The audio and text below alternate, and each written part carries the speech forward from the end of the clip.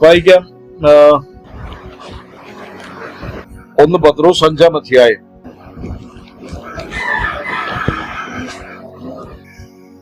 വളരെ ജാഗ്രതയോടെ ഇന്നത്തെ വചനങ്ങൾ ഏറ്റെടുക്കും. കാരണം കഴിഞ്ഞ കാലങ്ങളിലെ വചനങ്ങൾ ഏറ്റെടുക്കാത്തതുകൊണ്ടാണ് ഇന്നത്തെ വചനങ്ങൾ ഏറ്റെടുക്കണമെന്ന് പറഞ്ഞത്. എന്നെ പറ്റിക്കാതെ ഈ വചനങ്ങൾ നിങ്ങളുടെ ഹൃദയങ്ങളെ പതിക്കുമാറാണ്. 5-ാം അധ്യായം അതിന്റെ 5 മുതൽ വായിച്ചു.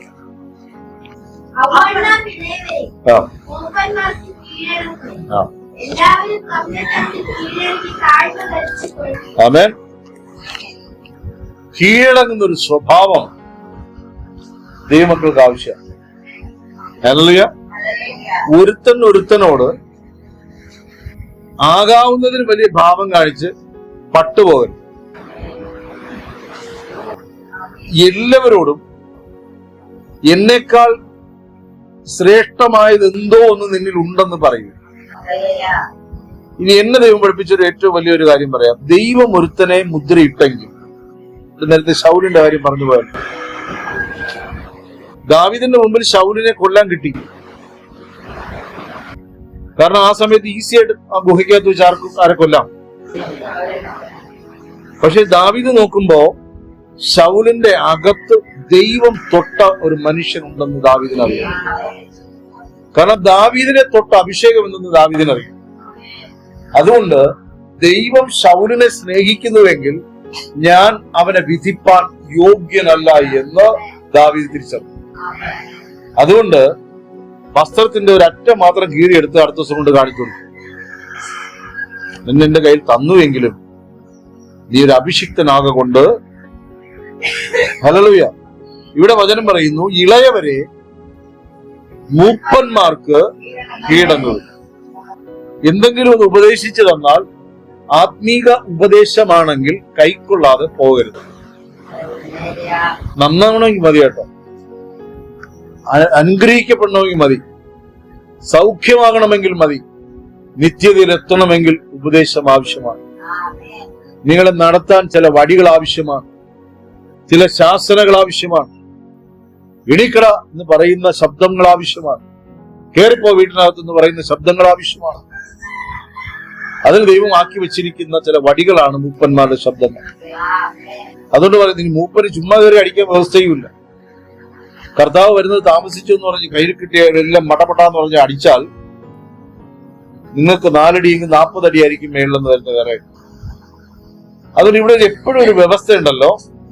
ദൈവം നിന്നെ തൊട്ടോ, ദൈവം നിന്നെ രക്ഷിച്ചോ, നീ സ്നാനപ്പെട്ടോ, അത്ര ഭാഗ്യവാനാണോ എങ്കിൽ എന്നെക്കാൾ ശ്രേഷ്ഠനാണെന്നോ. ദൈവം സ്നേഹിച്ചവരെ സ്നേഹിക്കാൻ പഠിക്കണം. ഹല്ലേലൂയ. അപ്പൊ നമുക്ക് തോന്നും ജാതികളെയും കുഷ്ഠരോഗികളും ഒക്കെ ദൈവം സ്നേഹിച്ചു, ആയിക്കോട്ടെ. നീ പാപിയെ സ്നേഹിക്കരുത്, പാപത്തെ സ്നേഹിക്കരുത്. പാപിയെ സ്നേഹിച്ചോ, അവന്റെ പാപത്തോടുകൂടെ നീ എന്ത് ചെയ്യരുത്.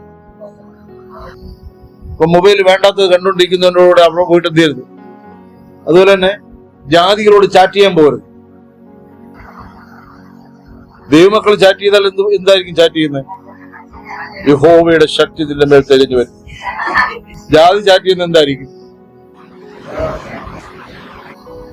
എന്നെ പ്രണയിച്ച കാട്ടുപൂവേ പ്രാന്തനെന്തെന്നെ, ഇങ്ങനെയൊക്കെ ആയിരിക്കും ജാതി പറയുന്നത്. എന്തൊരു വലിവാണ്. പിന്നെ അപ്പോഴും തന്നെ നമ്മുടെ അടുത്തോട്ടെ നീ ജാതിയായി. ദൈവമാനാണെങ്കിൽ അപ്പൊ തന്നെ ഒരു വചനം ഇട്ട് കൊടുക്കും. ഹല്ലേലൂയ. യേശുവിന്റെ രക്തം നിന്റെ സകല പാപക്കറകളും. അതോടുകൂടെ ആ സ്പിരിറ്റിനെ കത്തിച്ചാമ്പലായിരിക്കും. നിങ്ങൾ പ്രാക്ടീസ് ചെയ്യണം. കാണുന്നതിനുള്ള മൂന്ന് അടിക്കരുത്. ഈ സൗകര്യങ്ങളെല്ലാം തന്നിരിക്കുന്ന നന്മയ്ക്ക് ഉപയോഗിച്ചൂടെ? ആമേൻ. ആവശ്യമില്ലാത്ത ചാറ്റിംഗ്, എന്തൊക്കെ ചാറ്റിംഗ് സൈറ്റുകൾ ഏതൊക്കെ ഇഷ്ടം പറയാ പറഞ്ഞു തരും. എടാ ഒന്ന് പറഞ്ഞു. വാട്സാപ്പ്, ഫേസ്ബുക്ക്, ഇൻസ്റ്റാഗ്രാം, സെന്തിലോ മെസ്സഞ്ചർ. ആമി വേറെ ഏതാ?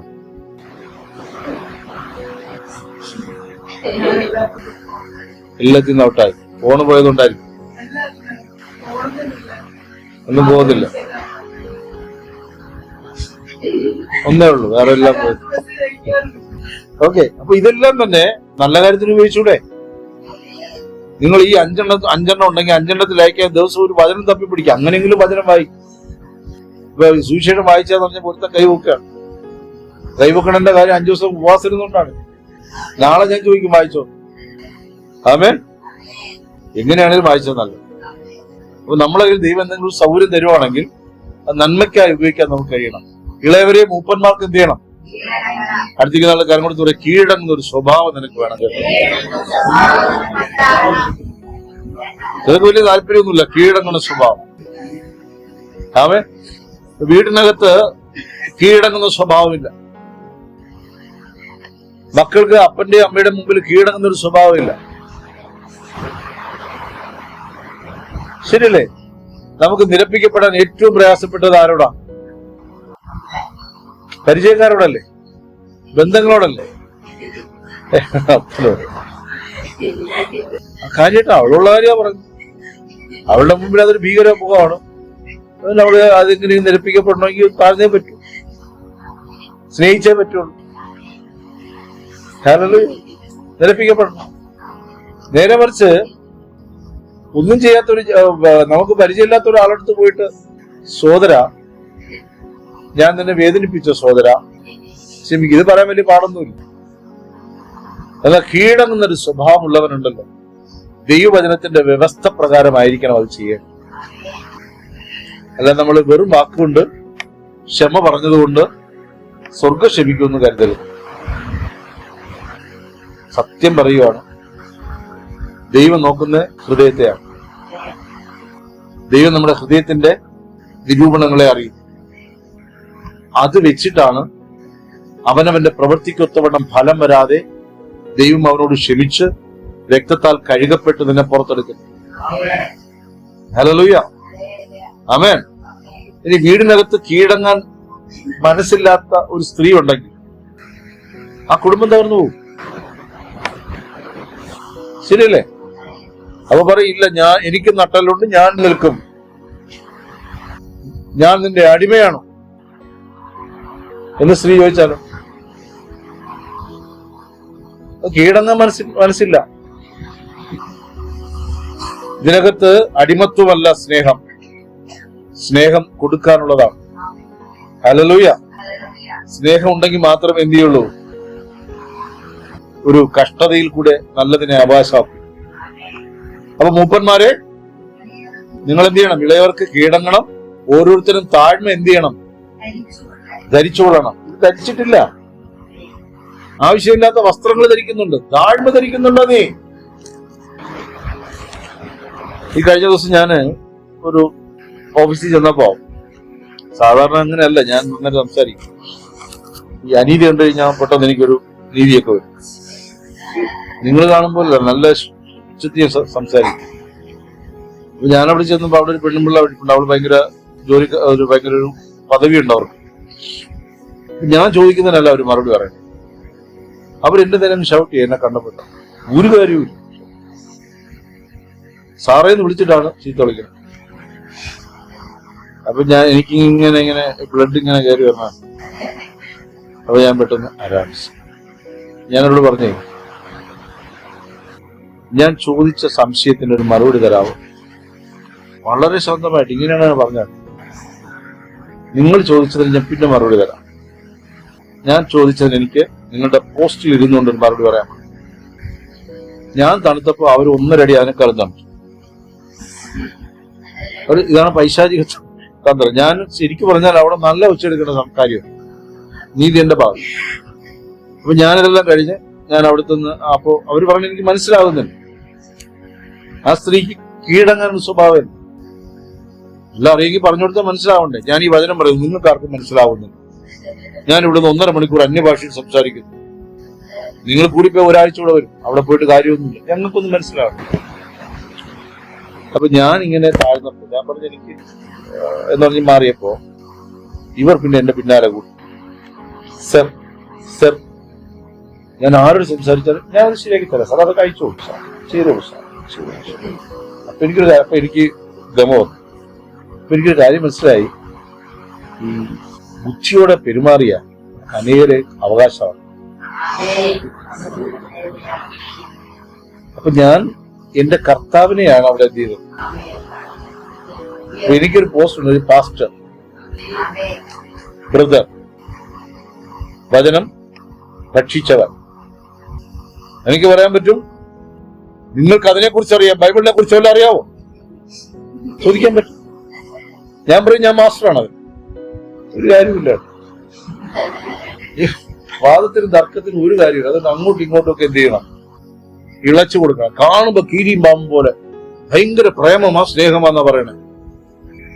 അതുപോലെ സഹോദരങ്ങളോട് സഹോദരിമാരോട് ഒക്കെ നിങ്ങൾ വാദിക്കുകയും തർക്കിക്കുകയൊക്കെ ചെയ്തത് എന്തിനാണ്? ഒരു ദിവസം നമ്മളെല്ലാം വിട്ടുപോകും. ഇന്ന് കണ്ടവനെ നാളെ കണ്ട ഭാഗ്യം. അതുകൊണ്ട് എന്ത് ചെയ്യണം?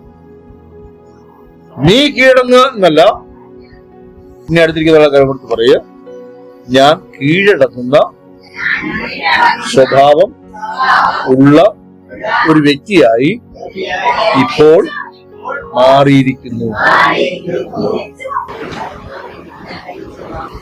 അതെ, നീ ഈ കീഴടങ്ങിയത് കൊണ്ട് എന്തെങ്കിലും ഗുണമുണ്ടോന്ന് കൂടെ നമുക്ക് നോക്കണ്ടേ? ഹല്ലേലൂയ. ദൈവമക്കളെ, നമ്മൾ ചില ഇടങ്ങളിൽ അല്പം ഒന്ന് താഴ്ന്നതുകൊണ്ട് നഷ്ടങ്ങളൊന്നും വരില്ല കേട്ടോ. ചിലർ പറയും പെണ്ണനാടാ നീ, രണ്ടങ്ങോട്ട് പറഞ്ഞു കീറാത്തെന്നൊക്കെ ചോദിക്കും. ഒരു 10 പൈസയുടെ ഗുണമില്ല കീറൽ. നിന്റെ കയ്യിൽ പെനക്കത്തില്ലായിരുന്നു, ഒരു കുത്തിയിട്ട് വരാത്ത. അത് ശരി, അപ്പൊ ഞാൻ ജയിലിൽ കിടക്കണമെന്നില്ല. ഇങ്ങനെയൊക്കെയുള്ള പ്രേരണകൾ തിരിച്ചത്. ചില നാക്കുകൊണ്ട് ചുഴറ്റി അടിച്ചുകളയും, കൊന്നുകളയും. ചിലർക്ക് പിന്നെ വേറൊരു പ്രത്യേകത, ഉറുമ്പുതീനെ കണ്ടിട്ടുണ്ടോ? ഉറുമ്പുതീനി കണ്ടിട്ടുണ്ടോ? എത്ര പേര് കണ്ടിട്ടുണ്ടോ മക്കളെ? ഇല്ലെന്നാണോ ഉണ്ടെന്നാണോ? ഇല്ല. ഉറുമ്പുതീനയുടെ നാക്ക് ഏകദേശം ഇത്ര നീളം വരും.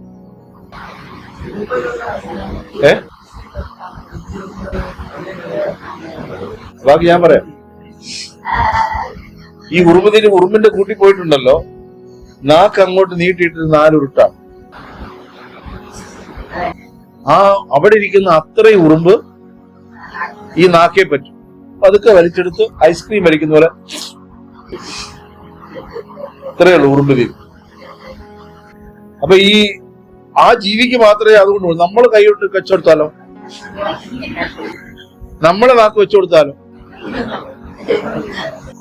പിന്നെ പറയണ്ടല്ലോ, ശേഷം ചിന്തിയ. അതുകൊണ്ട് ദൈവമക്കളെ, ചില ഇടങ്ങളിൽ നാക്ക് നീട്ടൻ. ഇതേ ഉറുമ്പ് തീനി ഈ നാക്ക് കൊണ്ട് പുലിയുടെ മടയിൽ കൊണ്ട് ദൂരി കൊടുത്താൽ കഴിയും. പിന്നെ ആ ഭാവത്തിന് നാക്ക് കാണുക. അതുകൊണ്ട് എവിടെ നീട്ടണം, എവിടെ ഒതുങ്ങണം, എവിടെ ഒടുങ്ങിയിരിക്കണമെന്ന് വിചാരിച്ചുകൊള്ളുവിൻ. ചില കാര്യങ്ങളിൽ നാം ശ്രദ്ധയുള്ളവരായിരിക്കണം ദൈവമക്കളെ. രക്ഷിക്കപ്പെട്ടെന്ന് കൂടെ നുള്ളി നോവിച്ച് പറയണം. വല്ലവനെ നുള്ളിയിട്ടല്ല പറയണ്ട, നീ രക്ഷിക്കപ്പെട്ടു, ജീവനെ നീ രക്ഷിക്കപ്പെട്ടു, നീ നിത്യതയ്ക്ക് അവകാശിയാണ്. മരിച്ചവരെ പോലെ ഇരിക്കരുത്. ദൈവത്തിന്റെ മുമ്പാകെ മരിച്ചവനെ പോലെ ഇരിക്കും, പ്രതികരണമില്ല. ഹല്ലേലൂയ. അത് കൂടെ എന്ത് ചെയ്യണം? കണ്ണാടിയിൽ മുഖം നോക്കുന്ന നേരത്ത് കണ്ണുകൾ അടഞ്ഞു വെറുപ്പാൽ എന്ന് അല്ലാതെ നോക്കിയിട്ട് പറയണം, നീ രക്ഷിക്കും. അപ്പൊ നമുക്ക് തന്നെ തോന്നുന്നു നമ്മൾ വേറൊരു വ്യക്തിയായ. ഹല്ലേലൂയ. തലമുടി വെളുത്തോ, ഡൈ അടിക്കാൻ സമയമായോ, ഇത് നോക്കാൻ മാത്രം കണ്ണാടി നോക്കരുത്, അത് നോക്കിക്കോ. ഹല്ലേലൂയ. നീ കണ്ണാടി നോക്കിട്ട് പറയണം, നീ രക്ഷിക്കപ്പെട്ടവനാണ്, നീ സ്നാനപ്പെട്ടതാണ്. ഇനി എങ്ങനെയെങ്കിലുമൊക്കെ നടക്കാമെന്ന് വിചാരിച്ചാൽ നടക്കുകയല്ല. ഇതൊരു ഭീഷണിയൊന്നുമല്ല, ഉപദേശം ശാസന രൂപേണ ഗുളികയായി തരുന്നൊന്നും മാത്രം. ആമേൻ. ഞാൻ അടുത്ത വാക്യം വായിക്കും. നീ കണ്ടോ, കീഴടങ്ങാത്ത സ്വഭാവം ഉള്ളവനെ ദൈവം വിളിക്കുന്ന പേരാണ് നിഗളി. നിഗളമുള്ളവന്റെ ക്വാളിറ്റികൾ പറയാം. നീളമുള്ളവന്റെ ചില ക്വാളിറ്റീസ് എന്ന് പറഞ്ഞാണ് ഒരു വായും നിഗളി. ഞാനെന്ന ഭാവം ഇന്ന് പാവമായിട്ടാ പറയണം. അഹങ്കാരം, അനുസരണയില്ലായ്മ, കോപിക്കും, ദേഷിക്കും, നിഗളിക്കും. കേട്ടില്ല. അഹങ്കരിക്കും, എല്ലാത്തിനെയും അനുസരിക്കൂല. എതിർക്കുന്ന സ്വഭാവം, എതിർക്കുന്നു. ആനി നിഗളിയുടെ സ്വഭാവം. ആനി നിഗളി. ജീന ദേഷ്യപ്പെടുക.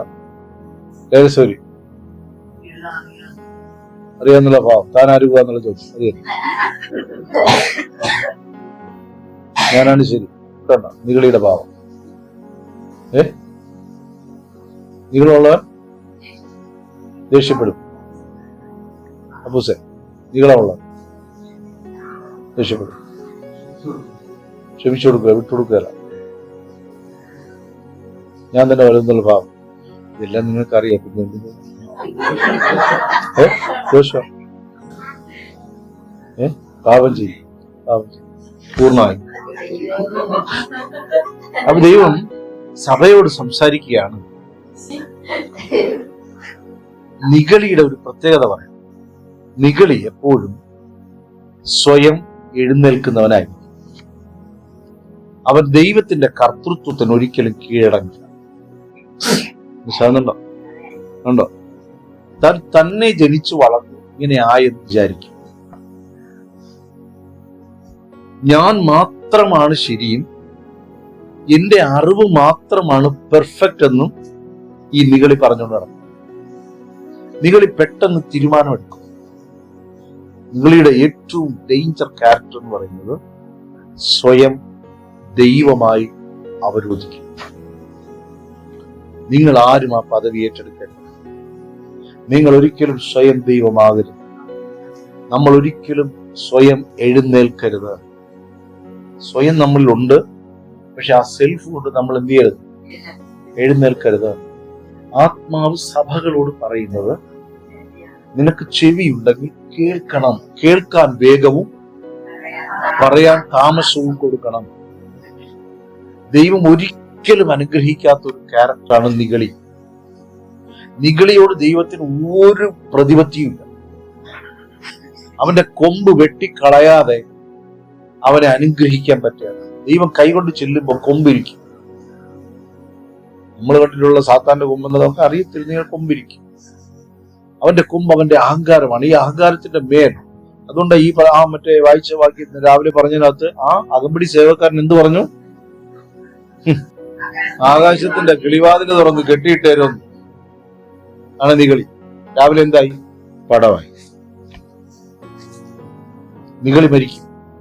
അവന്റെ അഹങ്കാരത്തിൽ മരിക്കും. ദൈവമക്കളെ, സ്വന്തം ബുദ്ധിയിൽ ആശ്രയിച്ച് ദൈവവചനം കേട്ട വചനത്തിന് വിരോധമായി, സഭയ്ക്ക് വിരോധമായി, ദൈവദാസന് വിരോധമായി, ഇത് പറയുമ്പോൾ ഞാനിപ്പോ എപ്പോഴും പറയുന്ന പോലെ ആകരുത്. ഞാൻ പറയുന്നത് നിങ്ങൾ അനുഗ്രഹിക്കപ്പെടാൻ വേണ്ടി. ഞാൻ എന്റെ പേര് പറയുന്നില്ല. ദൈവ വ്യവസ്ഥകൾക്ക് വിരോധമായി എഴുന്നേൽക്കരുത്, തർക്കിക്കരുത്. ഇപ്പൊ ഞാൻ ഒരു ഉപദേശം നിങ്ങളോട് സംസാരിച്ചത് ദൈവവചനത്തിൽ നിന്നാണെങ്കിൽ നിങ്ങൾ തർക്കിക്കുന്നത് ആരോടാണ്? ദൈവത്തോടല്ലേ? ഇപ്പൊ ഞാൻ പറയാണ്, പിന്നെ അധ്യക്ഷ അവിടെ പോയി ഒരു ഗ്ലാസ് വെള്ളം എടുത്തോണ്ടോ, അധ്യക്ഷന് സൗകര്യമില്ല പറഞ്ഞാൽ അതെന്റെ വ്യക്തിപരമായ കാര്യമാണ്. ഞാൻ പറയണ അധ്യക്ഷ എല്ലാവർക്കും കുടിക്കാനായി സഭയിൽ വെള്ളം എടുത്തു വയ്ക്കും എന്ന് പറഞ്ഞാൽ ദൈവകാര്യമാണ്. ഹല്ലേലൂയ. അപ്പോൾ അവൻ സൗകര്യമില്ല എന്ന് പറഞ്ഞാൽ അതിന്റെ കണക്കാര് ചോദിച്ചു. മറ്റേത് ഞാനും അവനും തമ്മിലുള്ള നിരപ്പിക്കപ്പെടലേ തീർന്നു.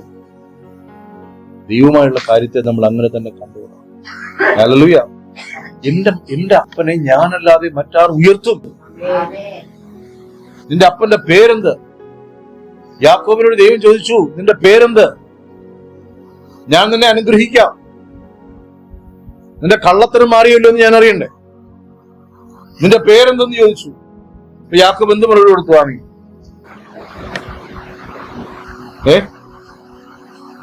യാക്കോബ് എന്ത് മറുപടി കൊടുത്തു? ഞാൻ ഇങ്ങനെ സംസാരിച്ചാൽ മതി. എന്ത് മറുപടി കൊടുത്തു? പറ. എനിക്ക് അറിഞ്ഞൂടാ.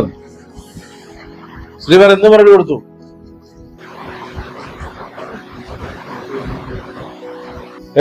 ലത എന്ത് മറുപടി കൊടുത്തു? കോഴിയെന്ന്.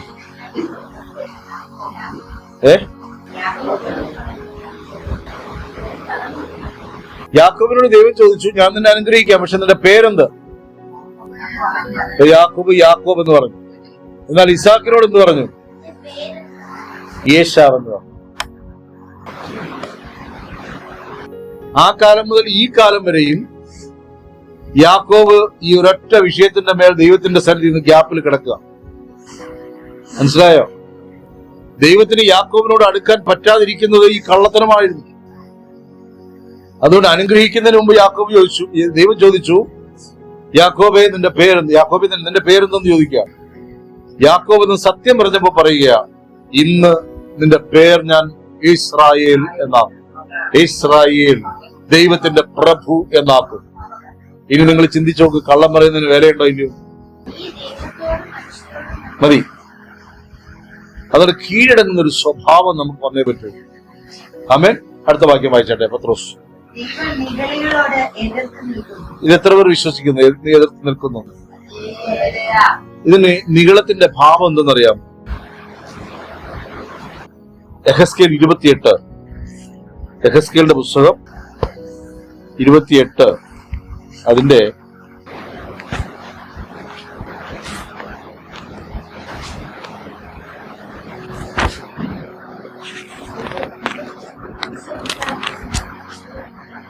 2 മുതൽ ഒന്ന് വായിച്ചാൽ.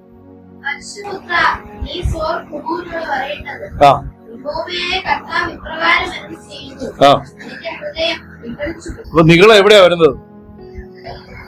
ഇപ്പൊ ഹൃദയം നിറഞ്ഞു കവിയുന്നത് വായി പ്രസ്താവിച്ചു ആരോ പറഞ്ഞു. എനിക്ക് കുളിർന്നുണ്ടായി. കുളിർന്നു അല്ലേ? ആര് പറഞ്ഞ? അജീഷാണോ പറഞ്ഞു? കോരിത്തരിച്ചു പോയി. ആമേ. അപ്പൊ ഇവിടെ കണ്ടോ, നിഗളം എവിടെയാ ആദ്യം ഉദിക്കുന്നേ? എതിർപ്പ് എവിടെയാ കിടക്കണേ?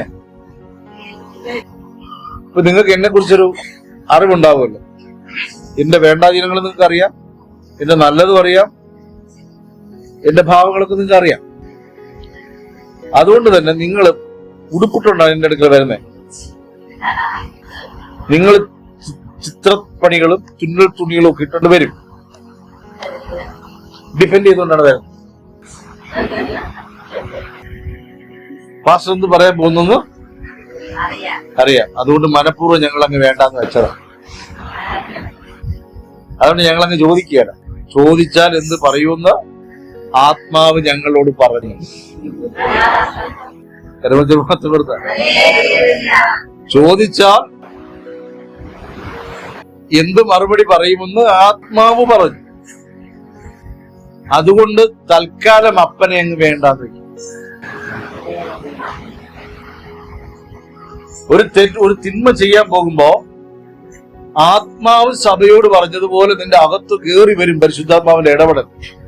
അതുകൊണ്ട് നമ്മൾ വളരെ നൈസായിട്ട് പരിശുദ്ധാത്മാവിനെ എന്ത് ചെയ്തളയും? അങ്ങോട്ട് വിളിക്കാം. ഇതാണ് നമ്മുടെ ഭാവം. എപ്പോഴെന്നറിയാ വിളിക്കണേ? ആലയത്തിലേക്ക് കയറി വരുമ്പോ പാപക്കുഴിയിൽ ഞാൻ പാദം മുറക്കുള്ള പാറ നിർത്തി പാടാൻ പുതുഗീതം എല്ലാം മറന്നങ്ങ് പാടാൻ പറഞ്ഞു. പിന്നെ വേണമെങ്കിൽ തപ്പെടുത്ത് ഹല്ലേലൂയ തപ്പെടുത്ത് കൊട്ടു ആരാധനയ്ക്ക് വെളിപ്പെടുന്നത് കൂട്ടത്തിനകത്ത് കയറുമ്പോഴാണ്. ഹല്ലേലൂയ. അവനും കൊട്ടി ഞാനും കൊട്ടി, നീ പാടി ഞാനും പാടി, നമ്മൾ രണ്ടും ചേർന്ന് പാടി ഒത്തൊരുമിച്ച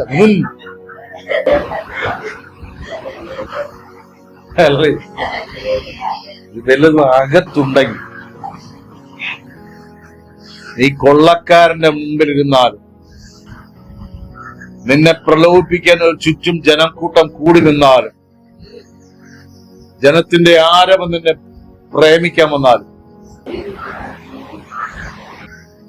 ഇന്ന് നടന്നില്ലെങ്കിൽ നടക്കൂല എന്ന് പറഞ്ഞാലും നിന്റെ കർത്താവിനെ നീ വിൽക്കുകയാണ്. ഹല്ലേലൂയ. എന്ന് പറയുന്നു, ഞാൻ എന്നെ കുറിച്ച് പറയാം, എനിക്ക് ഒരുപാട് കുറവുകൾ ഉണ്ട് എന്ന് ഞാൻ പറയുന്നു. എങ്കിലും ഞാൻ ശ്രമിക്കുന്നത് അക്കരെ കടക്കാൻ. അതുകൊണ്ട് ഇവിടെയുള്ള പലതിനെ കുറിച്ചും എന്തെങ്കിലും കുറവുകൾ വരുമ്പോഴും ഞാൻ ചിന്തിച്ചു പോകുന്നത്, എന്റെ കർത്താവെ, നീ എന്റെ കൂടെ ഇരുന്നാൽ മതിയെന്നാണ്. ഇതിന്റെ കാരണം അനുഭവിച്ചറിഞ്ഞ അഭിഷേകത്തിന്റെ ശക്തി അത്ര വലുതാണ്. ദൈവവചനം കള്ളമല്ലെന്ന് 100% എനിക്കറിയാം, 100%. അതുകൊണ്ട് ചില വാക്യങ്ങൾ വായിക്കുമ്പോൾ പേടിച്ചു. നിങ്ങളോട് ഉപദേശിക്കുന്ന നിങ്ങൾ വളരെ സാമട്ടി പോകുന്ന കാണുമ്പോൾ ഞാൻ അതിശയിച്ചു പോയി. വളരെ കൂളായിട്ടെ പല്ലി പോകുമ്പോൾ ഇതൊന്നും ഞങ്ങളെ ബാധിക്കുന്ന ഒരു കാര്യമല്ല പാസ്റ്ററെ. ഞങ്ങൾ അടുത്താഴ്ച ഉപവാസത്തിൽ കയറി നിരപ്പിച്ച് ഞങ്ങളൊന്ന് കയറി പോകും. അപ്പൊ ഞാൻ ഇങ്ങനെ ചിന്തിച്ചു പോകാറുണ്ട്, കർത്താവേ, നിന്റെ വചനം മുറുകെ പിടിക്കുന്നവൻ ഭാഗ്യം. എന്ന് പറയുന്നു, ദൈവത്തിന്റെ വചനത്തിന്റെ മുമ്പാകെ കീഴടങ്ങി. ദൈവം പറയുന്ന വാക്കുകൾക്ക് കീഴടങ്ങി വരും. നിങ്ങൾ ഭയക്കേണ്ടത് സാത്താനെയല്ല, നിങ്ങൾ പഠിക്കേണ്ടത് സാത്താന്റെ തിയറി അല്ല, നിങ്ങൾ പഠിക്കേണ്ടത് ദൈവരാജ്യത്തിന്റെ നിയമങ്ങളാണ്. ഹല്ലേലൂയ. സഭയുടെ ഹൃദയത്തിനകത്ത് വെളിപ്പെടേണ്ടത് ദൈവരാജ്യത്തെ എങ്ങനെ ഇരിക്കാമെന്നുള്ളതിനെ കുറിച്ചാണ്. ഹല്ലേലൂയ. ഞാൻ കള്ളന്റെ കാര്യം പഠിപ്പിക്കേണ്ട ആവശ്യമുണ്ട് കേട്ടോ. എവിടെയാ നിഗളം ഉണ്ടാകുന്നത്? ഹൃദയത്തിൽ. അടുത്ത വാക്യം. നിന്റെ ഹൃദയം നിഗളിച്ചുപോയി. നീ ദൈവമല്ല, മനുഷ്യൻ മാത്രമായിരിക്കെ ഞാൻ ദൈവമാകും. കണ്ടോ? നീ ദൈവമല്ല, മനുഷ്യൻ മാത്രമായിരിക്കെ നീ പറയുകയാണ് നീ ദൈവമാകുന്നു എന്ന്. അപ്പൊ ദൈവത്തിന്റെ തീരുമാനങ്ങളെ നമ്മൾ മാറ്റുമ്പോൾ നമ്മൾ എടുക്കുന്ന തീരുമാനം ആരുടേതായി തീരും? മനസ്സിലാവുന്നുണ്ടോ? അടുത്ത വാക്യം. ഈ സാത്താന്റെ ഒരു തന്ത്രം കണ്ടോ? ഞാൻ സമൂഹമധ്യല്ല, ഒന്നുകൂടെ നോക്കിയത്. എന്റെ അപ്പം വചനം വായിച്ചിട്ടുണ്ട്, അത് എനിക്ക് പറഞ്ഞു പോയത്.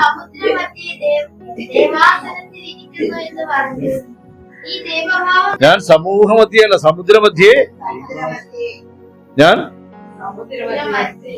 സമുദ്രമധ്യേ ദൈവാസനത്തിൽ.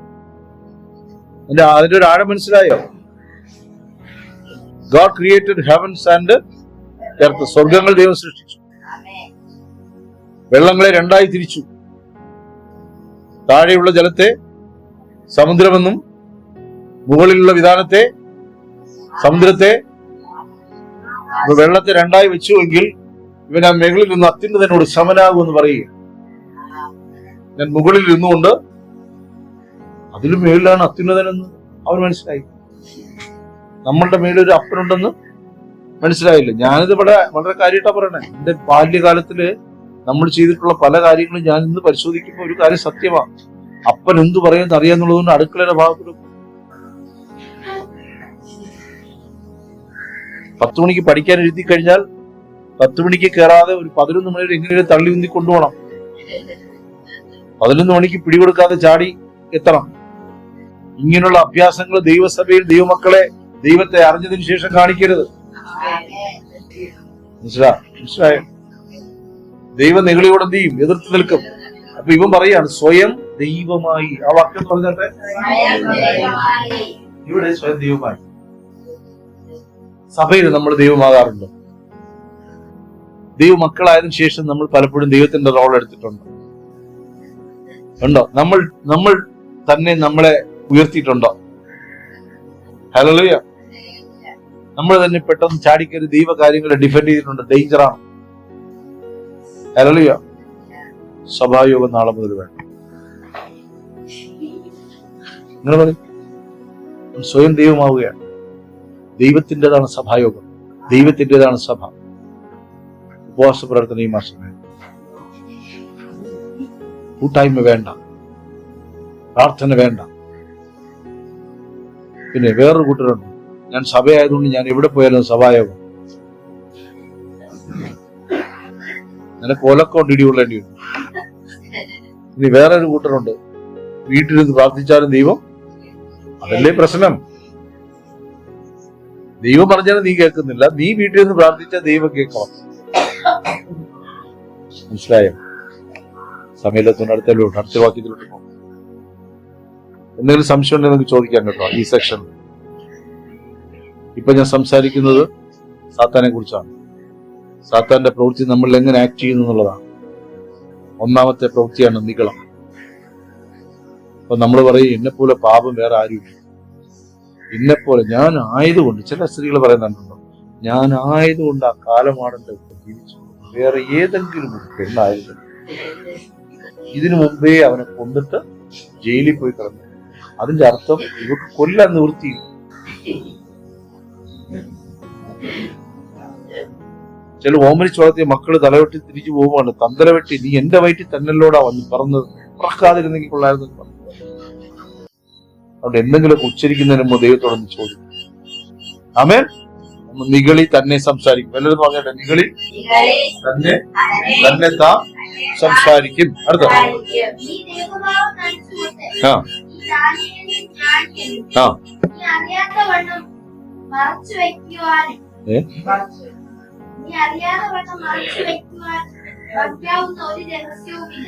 കണ്ടോ, മനുഷ്യരുടെ രഹസ്യങ്ങളൊക്കെ ആർക്കും അറിയാം, ദൈവത്തിനറിയാം. നമ്മൾ കാണിച്ചു കൂട്ടുന്ന കാര്യങ്ങൾ സെൻസ് ചെയ്യുന്ന ഒരുത്തനും കൂടി ഉണ്ട്. അവന്റെ ജ്ഞാനിയാണ് അവൻ. ഇത് മനസ്സിലായോ? ഞാൻ എളുപ്പത്തിൽ മനസ്സിലാവുന്ന കാര്യം, ഒരു 30 വയസ്സുകാരി ഒരു സുന്ദരി ഇതുവരെ നടന്നു. അപ്പൊ ഞാനും ശ്രീമാറും ജിനോയും ഇവിടെ നിൽക്കും. 5 ഹൃദയങ്ങൾ ഇവിടെ നിൽക്കും. നിങ്ങൾ ആസ്വദിച്ചു. ഈ 5 ഹൃദയങ്ങൾ എന്തൊക്കെ ചിന്തിക്കുന്നു എന്ന് ദൈവത്തിനറിയാം, മറ്റവനും അറിയാം. ഈ 5 പേരിൽ ചിലർ അവരെയും കൂട്ടി എവിടേക്ക് പോകും? മനസ്സിലായോ? പിന്നെ അവർ ടെംപ്റ്റേഷനായി ഒന്നുകൂടെ കണ്ടെങ്കിൽ അപ്പോൾ പെട്ടെന്ന് വായിച്ചു ഞാൻ ഇതാ വരാൻ കേട്ടോ.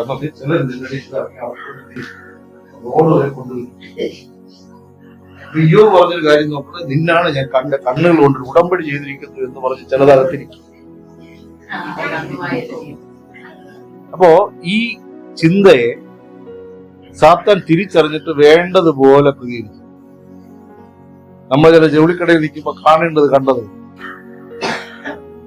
ചില കാര്യങ്ങൾ രാത്രി സ്വപ്നത്തിൽ ഇടപെട്ടതുപോലെ രാവിലെ ബസ് സ്റ്റാൻഡിൽ ആളങ്ങനെ തന്നെ. അവൻ ജ്ഞാനി എന്ന് ദൈവം സാക്ഷ്യം പറയും. പക്ഷെ അവൻ ദൈവത്തിന്റെ ജ്ഞാനമല്ല ഉള്ളത്. ഹല്ലേലൂയ. ദൈവത്തോട് അടുക്കുന്നവനെ അവന് ഭയമാണ്. അതിലേക്ക് നമുക്ക് വരാം. ഒരു വാക്യം കൂടെ വായിച്ചു അങ്ങോട്ട് വായിച്ചു, വേറെ വായിക്കും, അത് വായിക്കും. നിന്നെ ജ്ഞാനം കൊണ്ട് വിവേകം കൊണ്ട് നീ ധനം സമ്പാദിക്കും. അപ്പൊ എന്തുകൊണ്ടാണ് നമുക്ക് ഈ നീളം വരുന്നതെന്ന് അറിയാമോ? ജ്ഞാനം, അറിവുള്ളത് കൊണ്ടാണ്. നമുക്ക് അറിയേണ്ടവരെ നമ്മൾ അറിഞ്ഞുമില്ല. ഹലോ, അറിയേണ്ടവരെ നമ്മൾ എന്ത് ചെയ്തില്ല? അറിഞ്ഞില്ല. അറിയാത്ത കാര്യങ്ങളെ കുറിച്ച് നമുക്ക് ഭയങ്കര അറിവാണ്. എത്ര പേർക്ക് മനസ്സിലായി? Hallelujah, hallelujah. ഈ ചില കാര്യങ്ങളൊക്കെ അറിയാവുന്ന ടെക്നീഷ്യന്മാരെ കണ്ടു കഴിഞ്ഞാൽ അവരുടെ ഭാവം കണ്ടു കഴിഞ്ഞാണത്. ഇവിടെ ഒരാൾ ഇത് ഫിറ്റ് ചെയ്യാൻ വേണ്ടി വന്നു ഇതിന്റെ.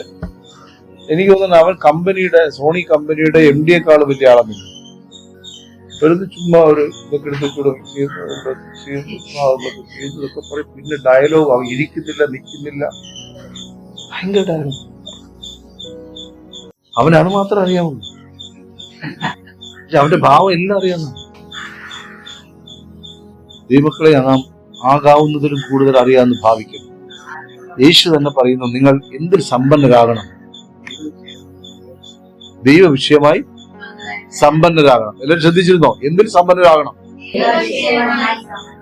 ഇനി അതിനോടനുബന്ധിച്ചൊരു വാക്യം നിങ്ങൾ വായിച്ചോ. കൊലോസ്യർ 3:4 വായിച്ചു. 3 വായിച്ചേ. കൊലോസ്യർ 3:4. കൊലോസ്യ ലേഖനം.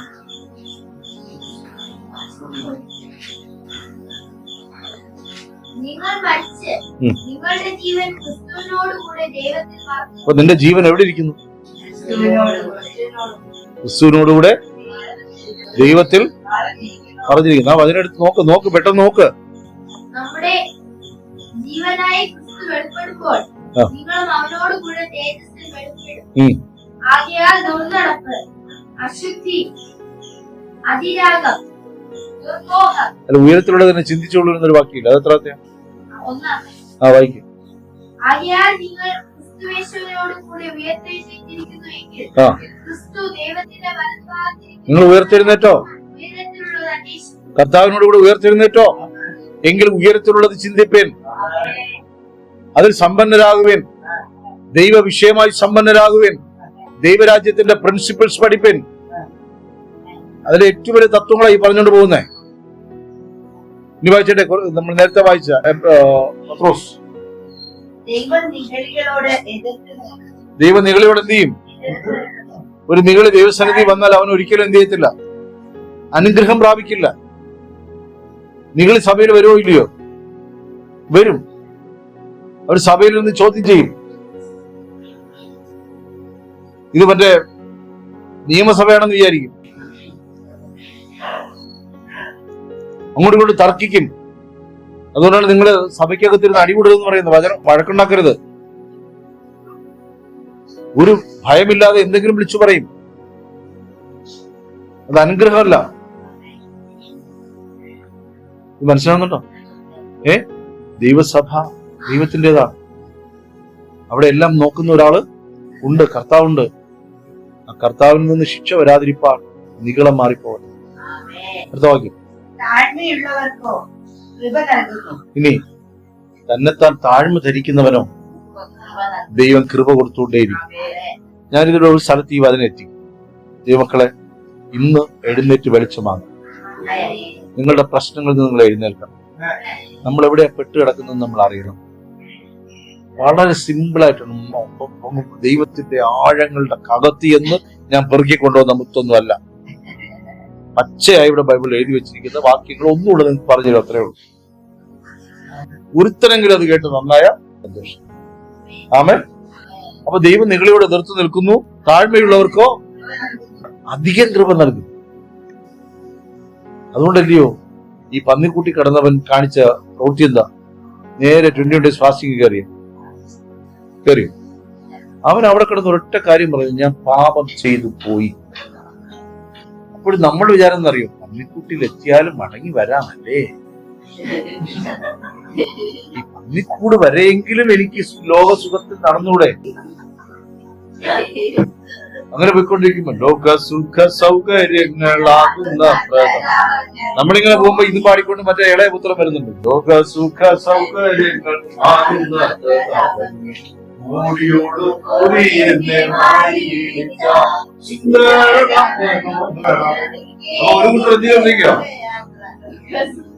ഇങ്ങനെ റൊട്ടേറ്റ് ചെയ്ത് തരാൻ വേണ്ടിയിട്ടാണ് പോണത്. ഈ മുടിയെ മുമ്പേന്ന് പോകുന്നുണ്ട്. മുടിയെ നമ്മളെ കാണുമ്പോ പുച്ഛമാണ്.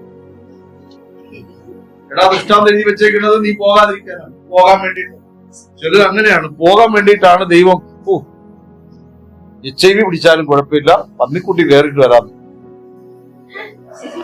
എന്നാലും മടങ്ങി വരാൻ കർത്താവ് ഉണ്ടല്ലോ. പന്നി കുത്തി ചത്തോ ഇല്ലെന്ന് ആര് കണ്ടു? പന്നിക്കുട്ടി കിടക്കുമ്പോ പന്നി തിരിഞ്ഞു കിടന്നാ മതി, നമ്മള് വയറ് പൊട്ടിച്ചാവും. നമ്മളൊക്കെ ഒരു സൈസ് ഉണ്ട്. നമ്മളൊക്കെ സൈസ് ഉണ്ട്. നിവർത്തികൾ കിടപ്പുണ്ട്. അതിനിടയിൽ പോയിട്ടാണ് വാളവരെ തപ്പാൻ നിന്നത്. അവനൊരു കാര്യം മനസ്സിലായി, പന്നിയോട് മത്സരിച്ച് ഞാൻ ജയിക്കുകയല്ല, ദൈവത്തോട് അപേക്ഷിച്ചു. അപ്പൊ അവൻ എഴുന്നേറ്റ് നടന്നു പോകുമ്പോ നമ്മുടെ സഹോദരങ്ങൾ ഒരു കൂട്ടർ എങ്ങോട്ട് പോവാണ്? അതിലാരൊക്കെ ഉണ്ട്? ആരും ഞാൻ കണ്ട ദർശനത്തിനകത്ത് പലർക്കും ഉടുപ്പില്ല. ഉടുപ്പൂരി ഇട്ടിട്ട് ഭയങ്കര പ്രാർത്ഥന. നിങ്ങൾ അങ്ങനെ തോന്നി ഞാൻ കണ്ടില്ല. വിശുദ്ധ വസ്ത്രങ്ങൾ അവിടെ ഇവിടെ കിടക്കും, ബാക്കി എല്ലാ ഡ്രസ്സും ഉണ്ട്. അപ്പൊ ഈ യാത്രയിലല്ലേ ഇത് കണ്ടവൻ ചിരിക്കും. ആരാ? ഞാൻ കഷ്ടി രക്ഷപ്പെട്ടു, ഓരോന്ന് പോണം പോക്ക്. നിങ്ങളുടെ എബ്രായ പുസ്തകത്തിന്റെ 2-ാം അധ്യായത്തിൽ എഴുതി വെച്ചു, നിങ്ങൾ അധികം ഒഴുകി പോകാതിരിക്കും. വല്ലപ്പോഴും ഒഴുകി പോകാൻ ഇരിക്കേണ്ടതിന് കേട്ടത് അധികം സ്ഥിരതയോടെ. Very good. കേട്ടതിനൊരു സ്ഥിരത വേണ്ടേ? ഇപ്പൊ താഴ്മയുള്ളവന് ദൈവം എന്ത് ചെയ്യും? അവൻ അധിക കൃപ കിട്ടും. അവൻ അവിടെ കിടന്ന് പറഞ്ഞു ഇത്രയാണ്.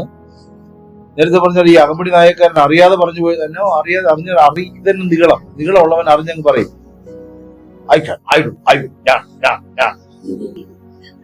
എല്ലാ വേണ്ട ദിനങ്ങളും ചെയ്തിട്ട് ഞാൻ ചെയ്തതാണ് ശരിയെന്ന് പറഞ്ഞു. ഹല്ലേലൂയ.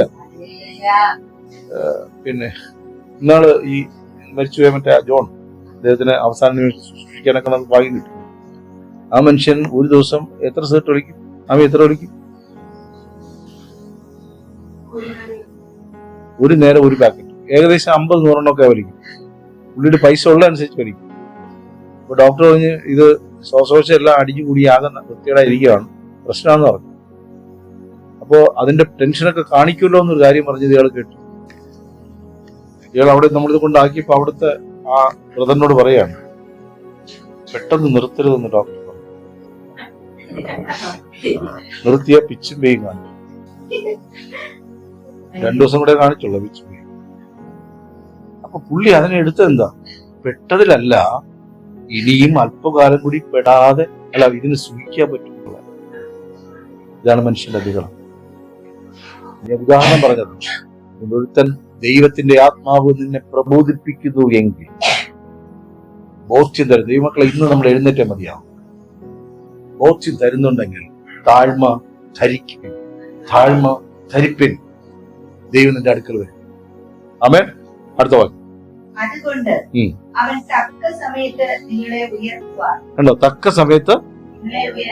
ഇപ്പൊ ദൈവത്തിന്റെ സന്നിധിയിൽ വചനം കേട്ട് അല്പം താഴ്ന്നിരുന്നെന്ന് പറഞ്ഞ് ചിലപ്പോ ഇവിടുത്തെ മാർത്താണ്ഡ ഓർമ്മ നിന്നെ കൊല്ലാനൊക്കെ വിളിക്കും.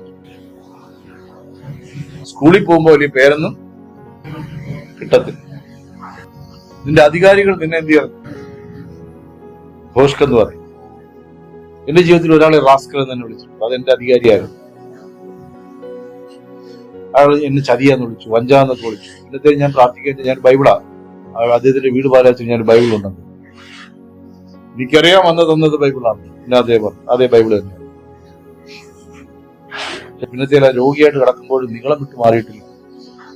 ആ നീള ഭാവം നിൽക്കും അദ്ദേഹം. അതെന്താ പറഞ്ഞു, എനിക്ക് നിനക്ക് ലഭിച്ചത് ഭാഗ്യം. നമുക്ക് കിട്ടിയത് ഭാഗ്യം. നമ്മളെ മിടുക്കൊണ്ടല്ല. ഈ വിശ്വാസ ജീവിതത്തിനകത്ത് ക്രിസ്തുവിന്റെ താഴ്മ നമ്മൾ ധരിക്കണം. അവന്റെ ദൈവഭാവം നമ്മൾ ധരിക്കണം. അവന്റെ മഹത്വം വിട്ട്, അവന്റെ സമത്വം വിട്ട് അവൻ മനുഷ്യനെ പോലെ മണ്ണിലിറങ്ങി വന്നപ്പോ അവൻ മനുഷ്യരോട് എങ്ങനെ ആയിരുന്നു എന്ന് നാം പഠിക്കണം. ഇത് നമുക്ക് തന്നെ വരികയല്ല, അതിൽ നമ്മളെ പഠിപ്പിക്കുവാൻ പരിശുദ്ധാത്മാവ് നമ്മുടെ കൂടെ ഉണ്ട്. ഈ പരിശുദ്ധാത്മാവിന് കീഴടങ്ങിയിരിക്കുന്നവൻ യേശുവിനെ കാണും, യേശുവിനെ കണ്ട് സംസാരിക്കും, അവൻ പഠിക്കും, അവൻ അനുഗ്രഹിക്കപ്പെടും. ദൈവസഭ അനുഗ്രഹമാണ്. ദൈവസഭ സൗഖ്യമുള്ളതാണ്. ദൈവസഭ സമ്പന്നമാണ്. ദൈവസഭയ്ക്ക് ഏത് പ്രതികൂലങ്ങളെയും അതിജീവിക്കുവാൻ കഴിയും. ആമേൻ. കാറ്റിനെയും കോളിനെയും ഒക്കെ അടക്കുവാൻ കഴിയും. ദൈവസഭയിൽ അത്ഭുതങ്ങൾ സംഭവിക്കും. മരിച്ചവർ ഉയർക്കുന്നത് മാത്രമല്ല അത്ഭുതം, മാനസാന്തരപ്പെടലാണ് ഏറ്റവും വലിയ അത്ഭുതം. ഹല്ലേലൂയ. ഒരുത്തൻ താഴ്മ ധരിച്ചുവെങ്കിലോ വചനം പറയുന്നു, തക്ക സമയത്ത് അവൻ എന്ത് ചെയ്യും? നീ ക്ഷീണിച്ചിരിക്കുമ്പോൾ തന്നെ എന്ത് ചെയ്യും? ഉയർത്തൂലേ? വിശ്വസിക്കുന്നുണ്ടോ? അപ്പൊ നാളെ എന്താകുമെന്ന് പറഞ്ഞ് ഭാരപ്പെടുന്ന എന്തിന്? നാളെ എങ്ങനെ തീരുമെന്ന് പറഞ്ഞ് ഭാരപ്പെടുന്ന എന്തിന്?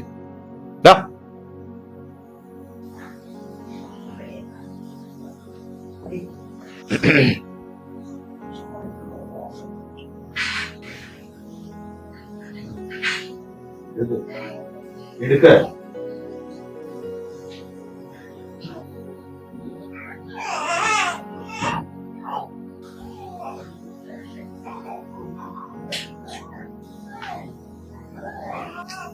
അടുത്ത വാക്യം വായിച്ചു. അതുകൊണ്ട് അവൻ തക്ക സമയത്ത് നിങ്ങളെ ഉയർത്തുവാൻ. അതുകൊണ്ട് അവൻ തക്ക സമയത്ത്. കണ്ടോ, അപ്പൊ ഒരാള് ദൈവവചനം അനുസരിച്ചിട്ട് ഒരു ക്ഷീണം ഉണ്ടായിരിക്കുകയാണ്. നാട്ടുകാരൊക്കെ കുറ്റം പറഞ്ഞു. ഒരു പാട്ടില്ലേ, കുറ്റവർ സ്നേഹിത പക്ഷം തിരിഞ്ഞു നിന്നു മുറ്റും വീടക്കം നെങ്ങി തള്ളിയിടുമ്പോ. ഇപ്പൊ ഇവിടെ ദൈവത്തെ വിശ്വസിച്ചെന്ന് വെച്ചോ, ഇപ്പോൾ ദൈവത്തിന്റെ മുമ്പില് അങ്ങനെ ഇരിക്കുക. ഭയങ്കര വിശ്വാസം നോക്കുണ്ടായിരുന്നു. പക്ഷെ അവൾക്കറിയാം യേശു കർത്താവാണ്. അവൾ വിശ്വസിച്ചിരിക്കണം.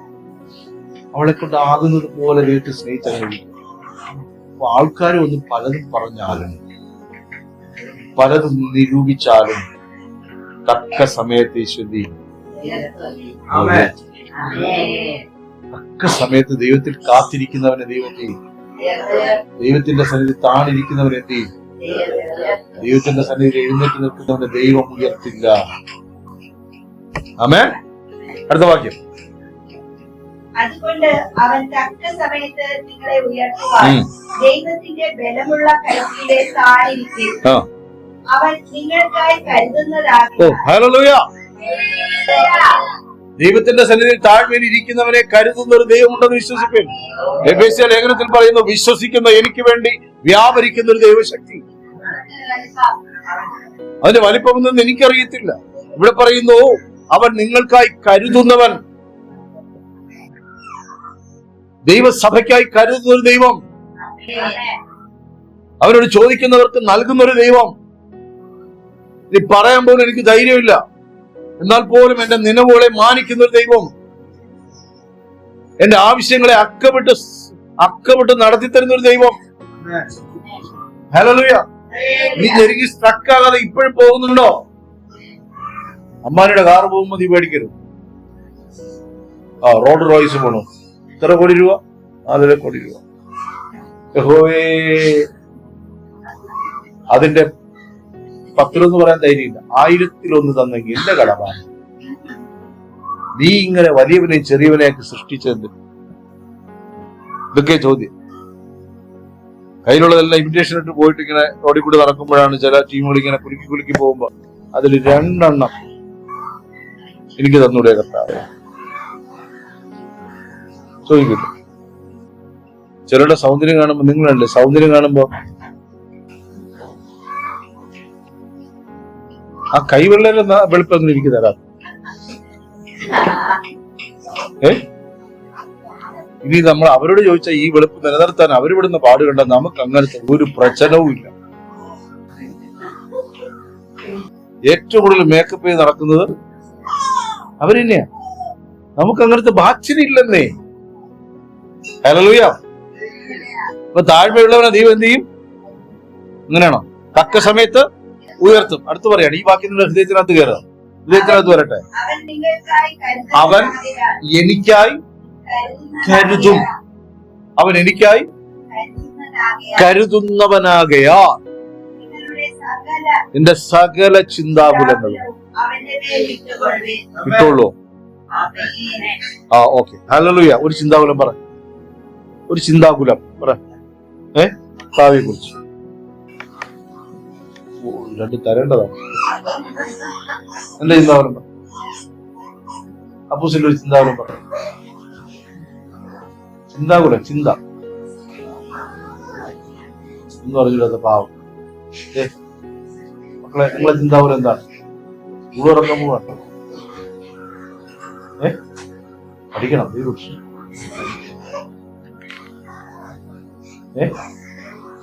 നിങ്ങളെ ആകെ 4-5 വയസ്സൊക്കെ ആയിട്ട് സ്റ്റേറ്റിരിക്കണേ ഗർഭിണിയെ കാണിങ്ങനെ എതിര് കാലിൽ മടക്കി നേരെ ഇരുന്നാൽ ഇപ്പോഴേ അബല, പണ്ടേ അബല, പിന്നെയും ഗർഭിണി എന്ന് പറഞ്ഞാൽ ആകാതെ.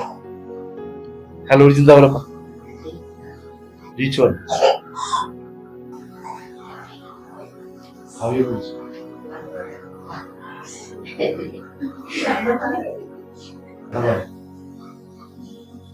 ജീവിതം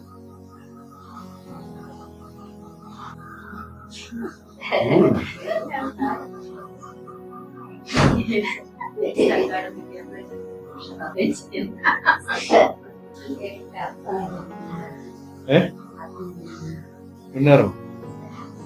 താങ്ക്സ്. പഠിത്തം ജീൻസ്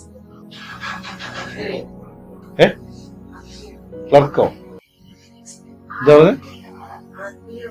അതിന് തന്നെ ഉറപ്പില്ല. ആദ്യം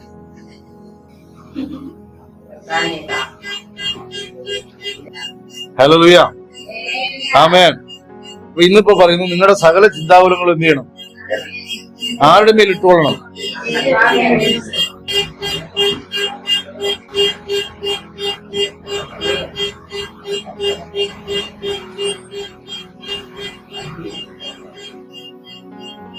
സകല ചിന്താകുലങ്ങളും അവന്റെ മേൽ എന്ത് ചെയ്യണം? അപ്പോ ജീവിതം ആരുടെ മുമ്പിൽ ഇട്ട് കൊടുക്കണം? കൊടുക്കോ? ഇല്ലെന്നാണോ പറഞ്ഞത്? ഉണ്ടെന്നാണോ പറഞ്ഞത്? കൊടുക്കും. നമ്മളുടെ കൊടുപ്പും ഒക്കെ കണക്കാം. ഈ പറഞ്ഞ പോലെ ഭാവിയെ കുറിച്ച് ആശങ്കപ്പെട്ടിരിക്കുന്നു. എന്തായി തീരുമോ? ഞാൻ എന്തായി തീരും? ദൈവദാസനായി തീരുമോ? ദൈവദാസിയായി തീരുമോ? ഞാൻ കളക്ടർ ആവുമോ? ട്യൂഷൻ.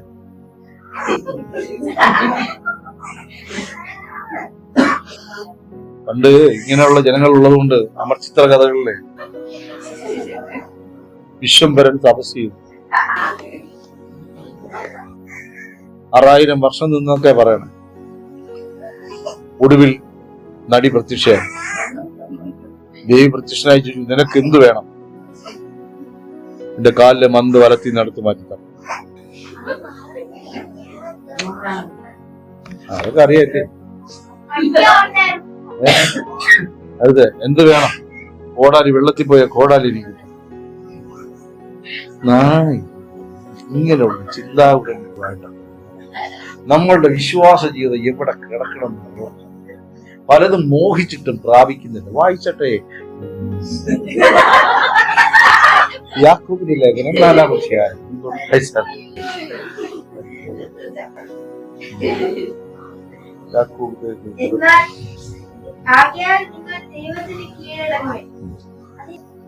ഇതല്ലോ 4:1 വായിക്കും. അങ്ങനെയാണ് തുടക്കം. നിങ്ങളിൽ ശണ്ഠയും കലഹവും എവിടെ നിന്ന്? ശണ്ഠയും കലഹവും അടികൂടുന്ന അപ്പൂപ്പന്മാരോടും അപ്പൂപ്പന്മാരോടും പറയുക, ദൈവ വ്യവസ്ഥയ്ക്ക് കീഴടങ്ങാതെ എന്ത് കളി കളിച്ചാലും വലിയ മെച്ചമൊന്നും ഉണ്ടായില്ല. ഇത് വെറുതെ അല്ല ഇന്ന് സഭയെ പഠിപ്പിക്കുന്നു. ദൈവ വ്യവസ്ഥയ്ക്ക് വിരോധമായി നടക്കരുത്. നമ്മൾ ചിലപ്പോൾ വായിച്ചേക്ക് 127-ാം സങ്കീർത്തനത്തിൽ പറയുന്നത്, യഹോവ വീട് പണിയാതിരുന്നാൽ പണിയുന്നവർ. നമ്മൾ ഇന്ന് വരെ നമ്മുടെ വീട് പണിയാൻ യഹോവയെ ഏൽപ്പിച്ചോ? ദൈവം ഉണ്ടെന്ന് പോലും നേരെ വിശ്വസിച്ചിട്ടില്ല. സഭായോഗത്തിന് പോലും ക്രമപ്പെട്ടിട്ടില്ല. പ്രാർത്ഥിക്കാത്തതേ പോട്ടെ, വചനത്തോട് സ്നേഹം പോലും എന്ത് ചെയ്തിട്ടില്ല, തന്നിട്ടില്ല. പക്ഷെ നമ്മൾ ഈ ലോകത്തിൽ എങ്ങനെയാ നൊവേന ചൊല്ലി പലതും നേടിയതുപോലെ ഞാൻ 9 ആഴ്ച യേശുവിന്റെ അടുക്കൽ വന്നിരുന്നു. രാവിലെ 1 മണിക്കൂർ കയറി പ്രാർത്ഥിക്കാൻ ദൈവത്തിന്റെ ആത്മാവിനോട് ഇടപെട്ടു. 1 മണിക്കൂർ നീ ദൈവസന്നിധിയിൽ ഇരിക്കാൻ ദൈവം. ഞാൻ ഉള്ളത് പറയാം, വചനത്തിൽ അങ്ങനെയില്ല. 1 മണിക്കൂറല്ല, എപ്പോഴും ഇരിക്കാനാണ് ഇടപെട്ടേക്ക്. ചിലർ രാത്രിയുടെ യാമങ്ങളിൽ നിന്ന് തട്ടി ഉണർത്തും. അതുകൂടെ പറഞ്ഞത് തട്ടി ഉണർത്തിയിട്ട് അറിയാതെ പോയി. രാത്രിയുടെ യാമങ്ങൾ തട്ടി, രാത്രിയുടെ യാമത്തിൽ അടി തന്നായിരുന്നേക്കും. പിന്നെ എന്തെങ്കിലും പാമ്പ് കൊത്താനായിട്ട് വന്നോ? 6 കൊത്തി പാസ്റ്ററെ. പക്ഷെ ഒന്നും എന്റെ ദേഹത്തോട്ടില്ല. എനിക്ക് പിന്നെ ഉറക്കം വന്നില്ല. ഞാൻ ആ ഭീകര പാമ്പിനെ ഓർത്ത് സമയം കളഞ്ഞു. ശിഷ്യനാണെങ്കിൽ രാത്രി എഴുന്നേറ്റ് പ്രാർത്ഥിക്കേണ്ടി വരും. ഹല്ലേലൂയ, ആമേൻ, ആമേൻ. ഇത് വായിക്ക്. ശണ്ഠയും കലഹവും എവിടെ നിന്ന്? നിങ്ങൾ ഈ പറഞ്ഞില്ലേ, ഇപ്പൊ പറഞ്ഞില്ലേ പ്രാർത്ഥന ചിന്താകുലങ്ങൾ എന്തെന്ന് പാസ്റ്റർ ചോദിച്ചിട്ടല്ലേ ഞങ്ങൾ പറഞ്ഞു. പിന്നെ അതിൽ കയറിയൊരു കൊത്ത്. ഇങ്ങനെ കുത്തരുത്.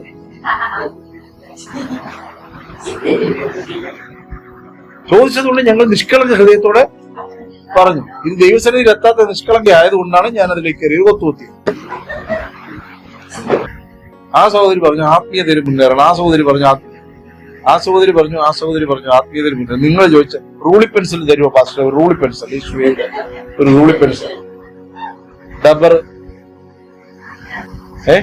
ഒരു ഡബ്ബർ, 2 വരെയിട്ട് ഒരു ബുക്ക് തരുമോ യേശുവേ?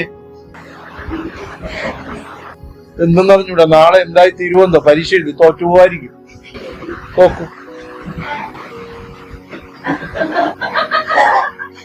എന്തെന്നറിയത്തില്ല. എനിക്ക് ആകെ ബൈക്ക് ലഭ്യം വരും. നിങ്ങളുടെ വിശ്വാസം ഇവിടെ കിടക്കുന്നു. എന്തുകൊണ്ട് ഈ അവിശ്വാസം വ്യാപരിക്കുന്നു? നീ എന്തിന് ട്യൂഷൻ ചോദിച്ചോണ്ടിരിക്കണോ? അതിന് വലുത് ചോദിച്ചുകൂടായിരുന്നു. എന്റെ ഈ അവസ്ഥകൾക്ക് ഒരു മാറ്റം വരാൻ വേണ്ടി ചോദിക്കണോ? കർത്താവെ, നാളെ 4 പിള്ളേരെ കൂടെ തരുമോ കർത്താവെ? ഞാൻ അവരെ പഠിപ്പിച്ച ഇരുന്നോളാം കർത്താവെ. അപ്പൊ എന്റെ രണ്ടറ്റം കൂട്ടിമുട്ടും കർത്താവെ. മുട്ടി എന്തായി?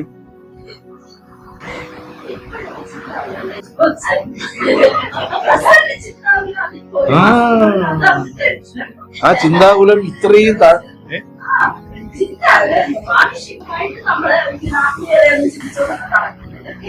അതെ, ഞാൻ അതിനെ ആത്മീയതയിലേക്ക് വെയിറ്റ് ഈ ചിന്തയെ ഞാൻ നേരെ ആത്മീയതയിലേക്ക് കയറ്റാണ് ഇപ്പൊ കൊണ്ടുവന്നത്. ഇതിൽ നിങ്ങൾ പരാജയപ്പെട്ടപ്പോ എങ്ങനെ വലുത് ചോദിക്കും?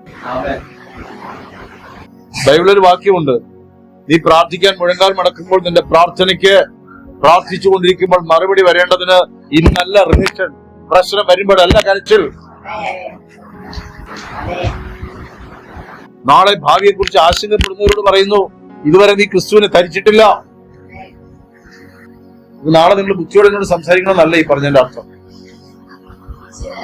അങ്ങേർക്ക് ബുദ്ധിപരമായി സംസാരിക്കും എന്ന ആത്മാവ് സംസാരിക്കും. നിങ്ങളെ കള്ളത്തരങ്ങൾ പൊളിച്ച് പരിശുദ്ധാത്മാ ദൂത് പറയും. ഹല്ലേലൂയ. ഇപ്പൊ പറയാണ്, നമ്മൾ ചിന്തിക്കുകയാണ്. അവിടെ പറഞ്ഞ ആത്മീയമായി വർദ്ധിക്കണം, ദൈവ വിഷയമായി സമ്പന്നമാകണം. ഇവിടെ എന്റെ കുറവ്, എന്തുകൊണ്ടാണ് ഞാൻ പരാജയപ്പെട്ട് കിടക്കുന്നേ? പലർക്കും പരാജയം കണക്കാക്കുന്നത് എവിടെയെന്ന് അറിയാം? സാമ്പത്തിക മേഖലയിൽ മാത്രമാണ്. ഇവിടെ ശ്രദ്ധിക്കേ, സാമ്പത്തിക മേഖലയിലുള്ള ഇല്ലായ്മകൾ കരച്ചിക്കൊണ്ട് കരഞ്ഞു നടക്കുക. ജീവിതത്തിൽ വന്ന വീഴ്ചകളെ കുറിച്ച് പരിശോധിക്കാത്തതെന്ത്? പാപം ചെയ്തതിനെ ഓർത്ത് സങ്കടപ്പെടാത്തതെന്ത്? ദൈവവചനത്തിന് മുഖം തിരിച്ച് നടക്കുന്നതിനെ കുറിച്ച് ചിന്തിക്കാത്തതെന്ത്? നിത്യതയിൽ പോകത്തില്ലെന്ന് വചനം പറയും, അതിനെ കുറിച്ച് ഭാരമുണ്ടാകാത്തതെന്ത്? നാളെ പലിശ കൊടുക്കാൻ 5000 രൂപ ഇല്ലെന്നുള്ളതിന് ഭാരം വന്നു അല്ലേ? നാളെ നീ നരകത്തിൽ പോകും എന്ന് പറയുന്നതിനെ കുറിച്ച് ഒരു ഭാരമില്ലേ? ഇപ്പൊ സാമാന്യ ജനം ചിന്തിക്കുന്നത് പോലെ ദൈവജനം ചിന്തിച്ചാൽ എങ്ങനെ ഇരിക്കും? എങ്ങനെ പോയി പ്രാർത്ഥിക്കും? ഈ ചിന്തയിലിരിക്കുമ്പോ ശ്രീമാർ പറയാണ്, എന്താ അറിഞ്ഞൂടെ ബ്രദറെ, എനിക്ക് വേണ്ടി ഒന്ന് പ്രാർത്ഥിക്കണം, പിന്നെ നാളെ ജോലി കിട്ടുമോ ഇല്ലയോ എന്നുള്ളത്. അന്നാ ശ്രീമാരെ, ഇത് ഞാൻ ചോദിച്ചോണ്ടിരിക്കുക. ശരിയല്ലേ? ആമേൻ. ഇത് കുറ്റപ്പെടുത്തലല്ല സഹോദരൻ, നമ്മുടെ വീഴ്ചയെ അറിയണം. എന്റെ മേൽ പറ്റിയിരിക്കുന്ന ചെളിയെ നിങ്ങൾ കണ്ടില്ലെങ്കിലും ഞാൻ കാണിച്ചു തരണം. നമ്മുടെ മേൽ ഇരിക്കുന്ന അഴുക്കണം കാണിച്ചു തരണ്ടേ? നമ്മുടെ വിശ്വാസം വർദ്ധിക്കണ്ടേ? ഒരു അല്പ വീഴ്ച വരുമ്പോ, താഴ്ച വരുമ്പോ നിങ്ങളുടെ വിശ്വാസം ക്ഷയിച്ചു പോകുന്നത് എന്തിന്? ഞാൻ ചോദിച്ചത് നിങ്ങൾക്ക് മറുപടി എഴുതി തരാൻ പറ്റുമോ? കള്ളം പറഞ്ഞാൽ നീ സ്വർഗത്തിൽ പോകല, ഒരു മറുപടി എഴുതാറോ? 5 മറുപടി എഴുതാം, ശരിയല്ല? പറയും നിന്റെ സകല ചിന്താകുലങ്ങളും ഭാവിയെ കുറിച്ച് ചിന്തയുണ്ട്. പക്ഷേ നമ്മൾ ഇത് തന്നെ കഴിഞ്ഞതിന്റെ മുമ്പിലത്തെ ആഴ്ച ചോദിച്ചപ്പോൾ ഇതുപോലുള്ള കാര്യങ്ങൾ പറഞ്ഞു. ശരിയല്ലേ? നമ്മളെ അളക്കുന്ന എവിടെ? എല്ലാവരും ശ്രദ്ധിച്ചാൽ നോക്കിയോ, നമ്മളെ അളക്കുന്ന എന്തെന്നറിയാമോ? പേഴ്സിൽ എന്തുണ്ടെന്നുള്ളതാണ്. പേഴ്സിൽ കൂടുതലുണ്ടെങ്കിലോ നിന്നെ മറ്റൊരാളായിട്ട് സമൂഹത്തിൽ കാണാം. നല്ല ബാലൻസ് കയ്യിലുണ്ടെങ്കിൽ ഉണ്ടല്ലോ, ഇപ്പൊ ചോദിച്ചതുപോലെ അല്ല ചോദിക്കുന്നത്. ഇപ്പൊ വാദിച്ചതുപോലെ ആയിരിക്കത്തില്ല വാദിക്കുന്നേ. ലോകത്തിന്റെ പ്രതീതിയായി സംസാരിക്കും. മനസ്സിലാവുന്നുണ്ടോ? അതുകൊണ്ട് ഇച്ചിരി കുറഞ്ഞിരുന്നാലും കുഴപ്പമില്ല. ഇനി ഈ ധനവിഷയമായി നമ്മള് പ്രശ്നത്തിൽ ഏർപ്പെടുമ്പോഴാണ് നമ്മൾ ഏറ്റവും കൂടുതൽ ദുഃഖിക്കുന്നത്. എന്നാൽ ഒരു ധനവാനോട് പോയി ചോദിച്ചു നോക്കും, അവർ പറയും വീട്ടിനകത്തൊരു സമാധാനം. പോയി പ്രാർത്ഥിച്ചാൽ നല്ലൊരു ചെക്ക് തരും. നമ്മൾ 100 രൂപ സ്വത്ര കാശ് കൊടുക്കുമ്പോൾ അവർ തരുമ്പോൾ ചിലപ്പോൾ ഒരു 1 ലക്ഷം രൂപ ആയിരിക്കാൻ തരുന്നത്. അവന് പണമല്ല പ്രശ്നം, അവന്റെ പ്രശ്നം വേറെ. അവന്റെ ഇവിടെ വചനം പറയുന്നുണ്ടോ, നിങ്ങൾ ചിന്താകുലങ്ങളെന്ന് ഞാൻ പറയുമ്പോ നോക്ക്, നിന്റെ ഭാവിയെ കുറിച്ച് നിനക്ക് വിചാരമില്ലെങ്കിലും, നിനക്ക് വിചാരമുണ്ടെങ്കിലും, നിന്റെ പേര് വീണ ദൂതുകളും പ്രവചനങ്ങളും വിശ്വസിക്കുന്നെങ്കിൽ നീ ഭാഗ്യവതി. ഹല്ലേലൂയ. ഇത് ചുമ്മാ എടുത്തോണ്ട് ചുമന്നുകൊണ്ട് നടക്കാനാണെങ്കിൽ വേറെ വേദവ്യാസന്റെ എടുത്തോണ്ട് നടക്കും. തിരുവെടുത്ത് ചുമക്കുമെങ്കിൽ ഞെരുക്കം വരുമ്പോഴും ഭാരം വരുമ്പോഴും പറയുക, അവൻ തക്ക സമയത്ത് എന്നെ ഉയർത്തും, ഞാൻ വഴിയിൽ നിന്നു പോകാൻ അവൻ ഇടവരുത്തത്തില്ല. ഹല്ലേലൂയ. അവൻ എനിക്ക് വേണ്ടി കരുതി വെച്ചത് വെളിപ്പെട്ടു വരും. 1000 വഴികൾ അടഞ്ഞാലും 1001 ഒരു വഴി അവൻ എനിക്കായി വച്ചിരിക്കുന്നു. ഹല്ലേലൂയ. നീ നിലം പരിശായി പോകുമെന്ന് പറയുമ്പോഴും സ്വർഗത്തിലെ ദൈവം പറയും, ഇല്ല, നീ നിലം പരിശായി പോകത്തില്ല. നീ തകർന്നവനെ പോലെ കിടന്നാലും ഞാൻ നിന്നെ കരം പിടിച്ചുയർത്തും. നീ മരിച്ചു പോകുമെന്ന് പറഞ്ഞാലും ആ സ്ഥാനത്ത് ഡോക്ടർമാർ വിധി എഴുതിയാലും ആ സ്ഥാനത്ത് നിന്നെ എഴുന്നേൽപ്പിക്കുവാൻ എനിക്ക് കെൽപ്പുണ്ട്. ഈ നക്കപ്പിച്ച കാര്യത്തിന് പോലും വിശ്വാസം വന്നില്ല എങ്കിൽ ഒരു മരണഭയം വന്നാൽ എന്ത് ചെയ്യും? നീ മരിക്കൂലേ? നാളെ മരിക്കുമെന്ന് ഡോക്ടർ പറഞ്ഞ് ഇന്ന് വൈകുന്നേരം മരിക്കും. ശരിയല്ലേ? വിശ്വാസമില്ല. നമ്മുടെ മക്കൾക്കോ നമ്മുടെ ഭർത്താവിനോ ഭാര്യയ്ക്കോ നമുക്ക് വേണ്ടപ്പെട്ട രക്തബന്ധത്തിലാണ് വരുന്നുണ്ടെങ്കിൽ മുഴങ്കാൽ നിന്ന് പ്രാർത്ഥിക്കില്ലേ? ഈ അവിശ്വാസം ഇവിടെ പോകും. ജാതികളെ ഡോക്ടർ പറയുന്നു, നീ പ്രാർത്ഥിക്കുന്ന ദൈവത്തോട് പ്രാർത്ഥിക്കുക. നിങ്ങളോട് പറഞ്ഞില്ലേ സഹോദരി? നീ നിലവിളിക്കുന്ന ദൈവത്തോട് എന്ത് ചെയ്യുക? പ്രാർത്ഥിക്കുക. അതിൽ സത്യമുണ്ടെന്ന് തോന്നുന്നു. നമുക്കൊരു സത്യം,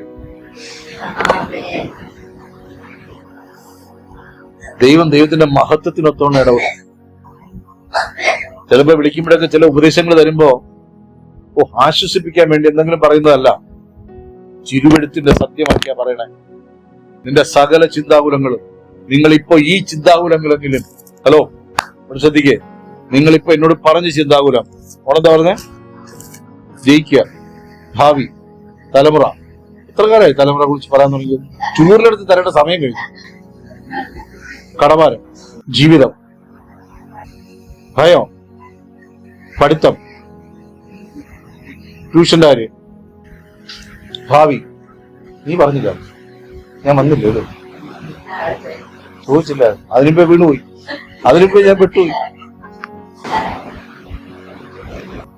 ഈ കാര്യം നിങ്ങൾ ഏൽപ്പിച്ചു എന്ന് നിങ്ങൾക്ക് നെഞ്ചിൽ കൈവച്ച് പറയാമോ? ഞാൻ പറയും ഇല്ല. ഇന്ന് നിങ്ങൾ ദൈവം മുമ്പാകെ പറഞ്ഞ വിഷയം ഇന്ന് ദൈവത്തിന്റെ മുമ്പിൽ ഏൽപ്പിച്ചെന്ന് പറയാമോ? സാക്ഷ്യം പറയാമോ? വിശ്വാസത്തോടെ കൽപ്പിക്കാമോ? അതുകൊണ്ടാ ഞാൻ കൊത്തിയത്. ഇതുപോലും പറ്റിക്കാനാ പറഞ്ഞേ. ഇത് പറഞ്ഞാലും ഇല്ലെങ്കിലും നാളെ ഞാൻ ചോദിച്ചാൽ എന്തിയുള്ളൂ. ഇനി പറഞ്ഞാലും എന്തെങ്കിലും തെറ്റുണ്ടോ സഹോദരങ്ങൾ? കൊടുക്കാന്ന് പറഞ്ഞു കൊടുക്കോ? ജീവിതം യേശുവിന്റെ മുമ്പ് കൊടുക്കോ? ഇന്നു മുതൽ എന്റെ ജീവിതത്തിന്റെ മേൽ പ്രവൃത്തി ആരംഭിക്കും. ഞാൻ എന്റെ കർത്താവിനെ വിശ്വസിക്കും, അവന്റെ വാക്കുകളെ വിശ്വസിക്കുന്നു, അവന്റെ വചനത്തെ വിശ്വസിക്കുന്നു. Hallelujah, hallelujah. അടുത്ത വാക്യം വായി. അല്ല, ഞാൻ ഒരു കാര്യം ഒരിക്കലും ചോദിക്കുകയാണ്. ഞാൻ ടെമ്പറങ്ങ് വിടുകയാണ്. എല്ലാവരും ഫ്രീ ആവും, എല്ലാവരും ഫ്രീ ആവും. നിങ്ങൾ ഈ പറഞ്ഞ ഇപ്പൊ ദൈവത്തിന്റെ മുമ്പാകെ പറഞ്ഞ ചിന്താകുലങ്ങൾ 100% നീതിയോടെ കൊടുക്കുവോ? വെക്കുവോ? ഇല്ലെന്ന് നീ കൊടുക്കുമെന്ന് പറഞ്ഞു. വെക്കുവോ? വെക്കുവോ? നാളെ കൊടുക്കാന്ന വെച്ചു. ഇനിമേൽ ഈ പരിപാടി പറയരുത്. ആദ്യത്തെ അടി എന്റെ കയ്യിൽ. ഹന്ന പിന്നെ കരഞ്ഞില്ലെന്നല്ലേ പറഞ്ഞു. നിങ്ങളെ പോലെയുള്ള പറാത്തവളുണ്ടല്ലോ, ദൈവത്തിന് മുമ്പിൽ എന്ന് പറഞ്ഞിട്ട് പ്രാർത്ഥിച്ചപ്പോ അവിടെ ഏലി പറഞ്ഞത് കേട്ട് വിശ്വസിച്ച് എഴുന്നേറ്റ് പോയവൾ മച്ചി. അവൾ പറയാണ്, ദൈവമേ, എന്റെ വേദന ഞാൻ നിന്റെ മുമ്പിൽ വച്ചു കഴിഞ്ഞു, എന്റെ ചിന്താകുലം വെച്ചു കഴിഞ്ഞു, എന്റെ വയർ ഞാൻ വെച്ചു കഴിഞ്ഞു, എന്റെ പേര് പിന്നെ പരിഹാസം വെച്ചു കഴിഞ്ഞു. ഹന്ന പിന്നെ കരഞ്ഞില്ല. തലകും വിലകും കരയുന്നത് എന്തിന്? വായിൽ നിന്ന് വരുന്ന വചനവും വിശ്വാസവും തമ്മിൽ പൊരുത്തപ്പെടുന്നില്ലയോ?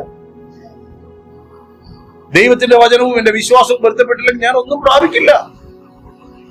ഞാൻ വെറും ജാതികളെ പോലെ ഇരിക്കുന്നേ. ഇന്ന് സമൂഹമധ്യ പെന്തക്കോസ് എന്ന് പറയുന്നവർ തോറ്റിരിക്കുന്നവരുടെ കൂട്ടത്തിൽ ഞാനുമായി പോയില്ലേ? ചില വീടിനകത്ത് കയറി ചെല്ലുമ്പോ ഭയം. ദൈവമേ, ഇങ്ങനെയാണോ രക്ഷിക്കപ്പെട്ടിട്ട് സഭയിൽ പോകുന്നവർ, ആരാധിക്കുന്നവർ, ഉപവസിക്കുന്നവർ, നല്ല സഭ, കെട്ടുറപ്പുള്ള സഭയാണ് പേര് കേട്ട്. പക്ഷെ അകത്ത് ദുരിതം, സങ്കടങ്ങൾ, നിരാശകൾ, ചാവിള്ളകൾ. ഇതൊക്കെ എന്തുകൊണ്ട് സംഭവിക്കുന്നു? അവിശ്വാസമല്ലേ? ദൈവത്തിന്റെ വചനത്തെ വിശ്വസിക്കായി കൊണ്ടല്ലേ? ഞാൻ നിങ്ങളുടെ മുഖത്ത് നോക്കിക്കൊണ്ട് തന്നെ പറയാം, നീ പറഞ്ഞത് നീ വിശ്വസിച്ചിട്ടില്ല, നീ ഏൽപ്പിക്കത്തില്ല, നാളെ ട്യൂഷന്റെ കാര്യം ഏൽപ്പിക്കത്തില്ല. ഇനി അഥവാ നടന്ന കർത്താവിനൊരു തേങ്ങാപ്പീരിട്ട് കൊടുക്കും പോലെ സാക്ഷിയിട്ട് കൊടുക്കും, അത്രേ ഉള്ളൂ. നോ, കാണാതെ വിശ്വസിക്കുന്നവൻ ഭാഗ്യവാൻ. ഈ ചെറിയ കാര്യത്തിന് എന്നെ സഹായിക്കാൻ പറ്റാത്ത ദൈവം എങ്ങനെ നിത്യതയെ കൊണ്ടുപോകും? നിന്റെ ഭാവിയെ കുറിച്ച് ഒരു ആശങ്കയില്ലാത്തൊരു ദൈവം എങ്ങനെ നിന്നെ നിത്യതയിലെത്തിക്കും? തലമുറകളെ കുറിച്ച് ഒരു ഒരു ഒരു ബോധമില്ലാത്തൊരു ദൈവം.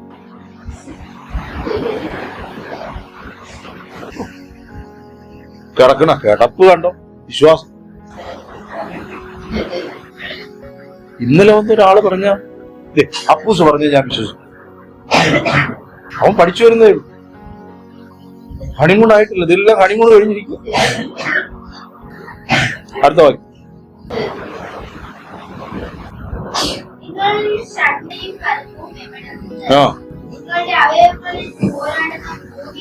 കണ്ടോ, നമ്മുടെ അവയവങ്ങളിലെ ഈ യുദ്ധം നടക്കുന്നേ. നിങ്ങൾ ഈ പറഞ്ഞതിനകത്ത് ആത്മീയ ഉന്നതി വേണമെന്ന് പതുക്കെ പറഞ്ഞു വരുന്നുണ്ട്.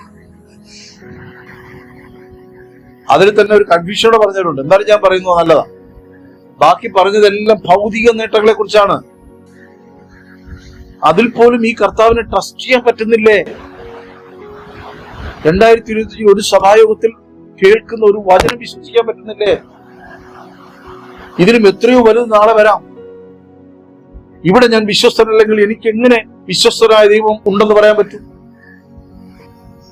തടവറയ്ക്കകത്ത് നിന്ന് തന്നെ ഇവിടെ ഈ കുഞ്ഞല്ലേ പറഞ്ഞേ, ശീലാസും പൗലോസും കൂടെ പ്രാർത്ഥിച്ചു തടവറയ്ക്ക് മിരിയാം പിന്നെ തപ്പെടുത്തത്. നല്ല നല്ല സന്ദേശമാണ് പറഞ്ഞത്. അവരകത്ത് നിന്ന് അന്നല്ല, പാടുന്ന സമയത്ത് അവരങ്ങ് പാട്ട് വന്നു. അത് തടവറയാണെങ്കിലും ഈ തടവറയ്ക്കകത്ത് നിന്ന് വിടുവിപ്പാൻ കെൽപ്പുള്ള ഒരു ദൈവം നമുക്കുണ്ടെന്ന് വിശ്വസിക്കണം. അതുകൊണ്ട് പത്രോസ് പടയാളിയുടെ ഇടയിൽ സുഖമായിട്ട് കൂർക്ക വലിച്ചടന്ന് തുടങ്ങി. ഇത്രയും നല്ല റെസ്റ്റ് ഇതുവരെ കിട്ടിയിട്ടുണ്ട്. പൗലോസ് തടവറയിലായിരുന്നൊക്കെ പറയുമ്പോൾ ഞാൻ അതിനെ കുറിച്ച് ചിന്തിച്ചപ്പോ എനിക്ക് കിട്ടിയൊരു വെളിപ്പാട് പറയാം. ഈ മനുഷ്യനെ പുറത്തു വിട്ട പാവങ്ങൾ ഓടി അലഞ്ഞ് സൂക്ഷണം ചെയ്യുക. ദൈവം ഒരു സ്വസ്ഥത കൊടുത്തു. കുറച്ച് ദിവസം തടവറകൾ മാറി മാറി ഇരുന്ന് ലേഖനം എഴുതാൻ പിടിച്ചവിടെ ഇരുന്നു. ഇല്ലെങ്കിൽ ഈ മനുഷ്യൻ ലേഖനം എഴുതാൻ. നിങ്ങൾ ആ ശ്രദ്ധിച്ചു വായിച്ചാൽ അറിയാം, പൗലോസിനെ ശുശ്രൂഷിക്കാൻ വേണ്ടി മുമ്പുണ്ടായിരുന്നതിനേക്കാളും ശിക്ഷകണങ്ങളാണ് ഈ തടവറയിൽ പോയി നിൽക്കുന്നത്. പറഞ്ഞു കൊടുത്താൽ മതി, എഴുതാൻ ഒരാളും. മനസ്സിലാകുന്നുണ്ടോ? ഒരു താഴ്ച ദൈവം അനുവദിച്ചാൽ അതിന്റെ പുറത്ത് വലിയൊരു ഉയർച്ച വെച്ചിട്ടുണ്ട്. ആമേൻ. വായിച്ചട്ടെ ഭാഗം.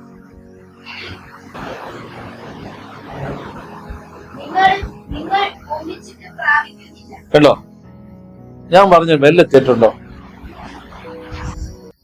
ഇപ്പൊ ഞാൻ പറഞ്ഞെങ്കിൽ നിങ്ങൾക്ക് എന്നോട് കോപം തോന്നും. ഇതിറങ്ങി ഇവിടെ ഇത് കഴിഞ്ഞിട്ട് ആരും ഇറങ്ങി പുറവെടുക്കരുത്. അങ്ങേരുന്നൊക്കെ അതെല്ലാം കണ്ടോ? നിങ്ങൾ മോഹിച്ചിട്ട് എന്ത് ചെയ്യുന്നില്ല? മോഹിച്ച്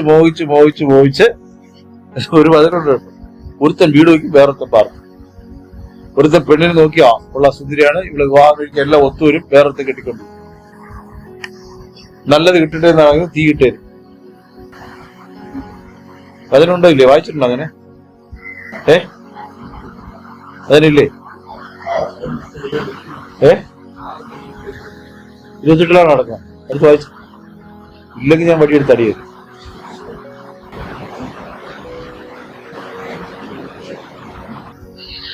നീ മാത്രം നോക്കിയോ, ഞാൻ മുമ്പോട്ട് പോട്ടെ. അടുത്ത വാക്യം കിട്ടുമ്പോ എനിക്ക് പറയണേ.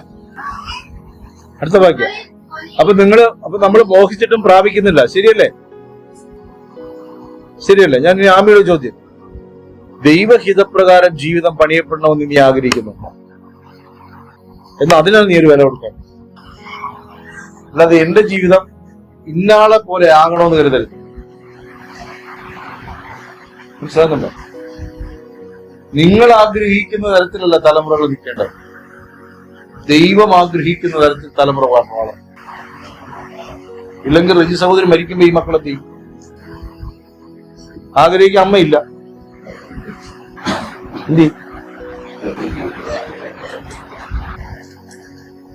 നിങ്ങൾ പെറ്റു വളർത്തിയെന്ന് ദൈവത്തിന്റെ പദ്ധതിയിലുള്ളതായി 3 അതുകൊണ്ട് മനസ്സിലാവുന്നുണ്ടോ?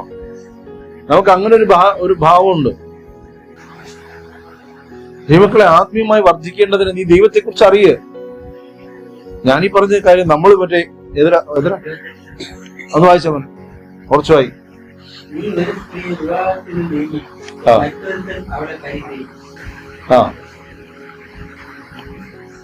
എന്താ എന്താ ഞാൻ വെറുതെ പറഞ്ഞത് മനസ്സിലായില്ലേ? അതിനോട് അപ്പൊ നിങ്ങൾ മോഹിച്ചിട്ടും പ്രാപിക്കാത്തതിന്റെ കാര്യം എന്താ? നിങ്ങളുടെ ഇഷ്ടപ്രകാരമാണ് നിങ്ങൾ എന്ത് ചെയ്തോണ്ടിരിക്കണേ? മോഹിക്കുന്നേ. അപ്പൊ നമുക്ക് മോഹിച്ചൂടെ കർത്താവേ? 10ാമത്തെ കൽപ്പന മോഹിക്കരുത്. അന്യന്റെ വസ്തുക്കൾ മോഹിക്കരുത്, അന്യന്റെ ഭാര്യയെ മോഹിക്കരുത്, അന്യന്റെ കഴുതയെ മോഹിക്കരുത്, അന്യനുള്ള യാതൊന്നും മോഹിക്കരുത്. നീ ദൈവത്തിന് കൊടുത്തിട്ട് നീ മോഹിക്കരുത്. കർത്താവേ, എന്റെ മക്കളെ, എന്റെ ഭർത്താവിനെ, എന്റെ ഭാര്യയെ, എന്റെ തലമുറകളെ എല്ലാം ഞാൻ കർത്താവെ നിന്റെ കരങ്ങളിൽ ഏൽപ്പിച്ചിരിക്കുന്നു, തന്നിരിക്കുന്നു കർത്താവെ. നാളെ ഒരു മീറ്റിംഗ് ഒരു ചെറിയൊരു കാര്യം പറഞ്ഞു. ട്യൂഷന് പോയിട്ട് വരാം. ഭർത്താവിന് കൊടുത്തോ? കാര്യം വരുമ്പോഴാണ് നമ്മൾ ആരെന്നറിയും. ആമേൻ. ദൈവത്തെ ദൈവമെന്ന് കണ്ട് സേവിക്കും. ഹല്ലേലൂയ. അത് നിങ്ങൾ പറഞ്ഞ ചിന്താകുലങ്ങളൊക്കെ കൊച്ചു പിള്ളേര് റബ്ബർ റൂളി പെൻസിൽ ചോദിക്കുന്ന ചിന്താകുലങ്ങളാണ്. അതുകൊണ്ടാണ് എനിക്ക് കോപമല്ല ഉണ്ടായത്, ഒരു തരം വേദന. അതുകൊണ്ട് ഞാൻ ഇങ്ങനെ എക്സ്പ്രസ് ചെയ്തതേ ഉള്ളൂ. ക്ഷമിക്കും. അടുത്ത വാക്യം.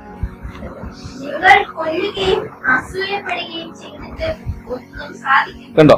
അസൂയപ്പെടുകയും ചെയ്തിട്ട് സാധിക്കുന്നു. റീജയുടെ കാര്യം, അവളുടെ വീടിന്റെ അപ്പുറത്തൊരു ട്യൂഷൻ സെന്റർ തുടങ്ങി. അവിടെ 10-30 പിള്ളേർ വന്ന് പഠിച്ചുകൊണ്ടിരിക്കും. ഇതൊക്കെ അസൂയ ഒരു ഇല്ലയോ? ദൈവമേ, നീ അതിന് വാരിക്കൊരുക്കും. ഞാൻ നിന്നെ സേവിച്ചിട്ട് എനിക്കെന്ത്? നേരെ പറഞ്ഞ ആത്മീയ വർധനം ഉണ്ടെങ്കിൽ എന്ത് വിചാരിക്കും? 2 ദിവസം കഴിയുമ്പോൾ അപ്പുറത്തൊരു മരം ഒടിഞ്ഞുകൂടെ ട്യൂഷൻ സെന്റർ അവിടെ നിർത്തി.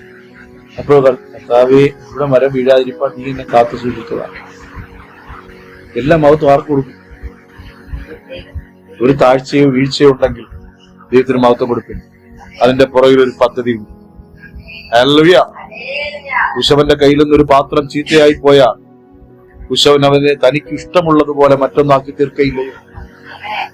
ഹല്ലേലൂയ. നമ്മളെ കിട്ടിയാൽ നമ്മൾ കൊണ്ട് കളയും. കുശവന്റെ കയ്യിൽ കിട്ടിയാൽ കുശവൻ ആ പാത്രത്തെ ഉടച്ച് മറ്റൊന്നാക്കി തീർക്കും. വിശ്വസിക്കുന്നവൻ ഭാഗ്യം. അടുത്ത വാക്യം.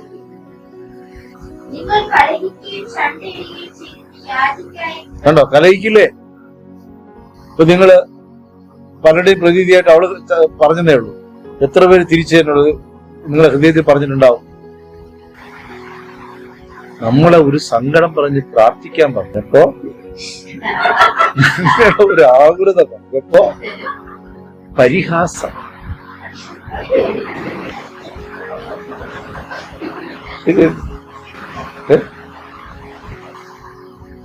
അടുത്ത അടി വരുമെന്നുള്ളതാണ് പലരും ഉണ്ടായത്. അവർക്കറിയത്തില്ല. ഹല്ലേലൂയ. പക്ഷെ ഹൃദയത്തിൽ കടന്നുപോയില്ലേ? ഇങ്ങനെയെങ്കിൽ ഞാൻ പറയത്തില്ല. നിന്നെ ഒന്നും ചോദിക്കാൻ വേണ്ട, ഞാൻ പറയുകയും ഒരു ചോദ്യം വേണ്ട. ആമേൻ. ദൈവസന്നിധിയിൽ ബുദ്ധിയോടെ സംസാരിക്കാൻ പഠിക്കും. ഇല്ലെങ്കിൽ നിങ്ങൾ ആര് വന്നാലും തല കൊണ്ട് വെച്ചിട്ട് എന്തിനു വേണ്ടി പ്രാർത്ഥിക്കണം? യേശുവിൽ ഉറയ്ക്കാൻ വേണ്ടി. നിനക്ക് ഉറയ്ക്കാൻ അടിയാണ് ആവശ്യം. വചനം വായിക്കാൻ പറ്റുന്നില്ല പാസ്റ്റർ, ഒന്നെനിക്ക് വേണ്ടി പ്രാർത്ഥിക്കണം. തലയിലൊരു തിരുമല തരണം. എന്തിനു പോയി തല വെക്കണം? എന്തിനു പോയി നിൽക്കണം? ആരുടെ മുമ്പ് പ്രാർത്ഥിക്കണം? നിന്റെ ദൈവം എവിടെ? ആമേൻ. അടുത്ത.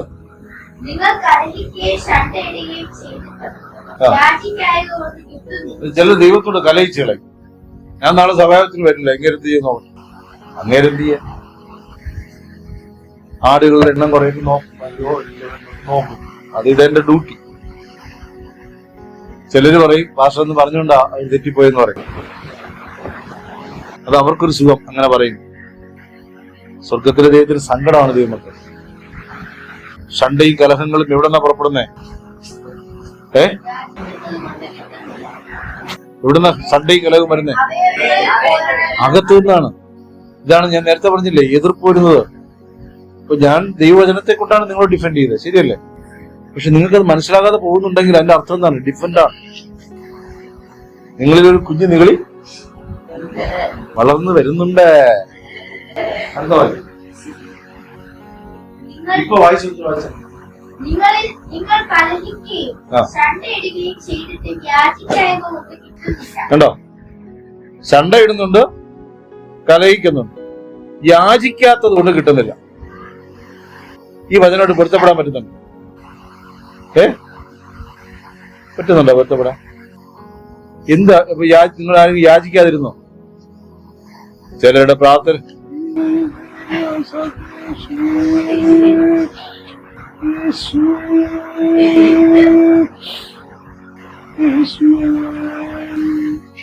യാചന കിട്ടി.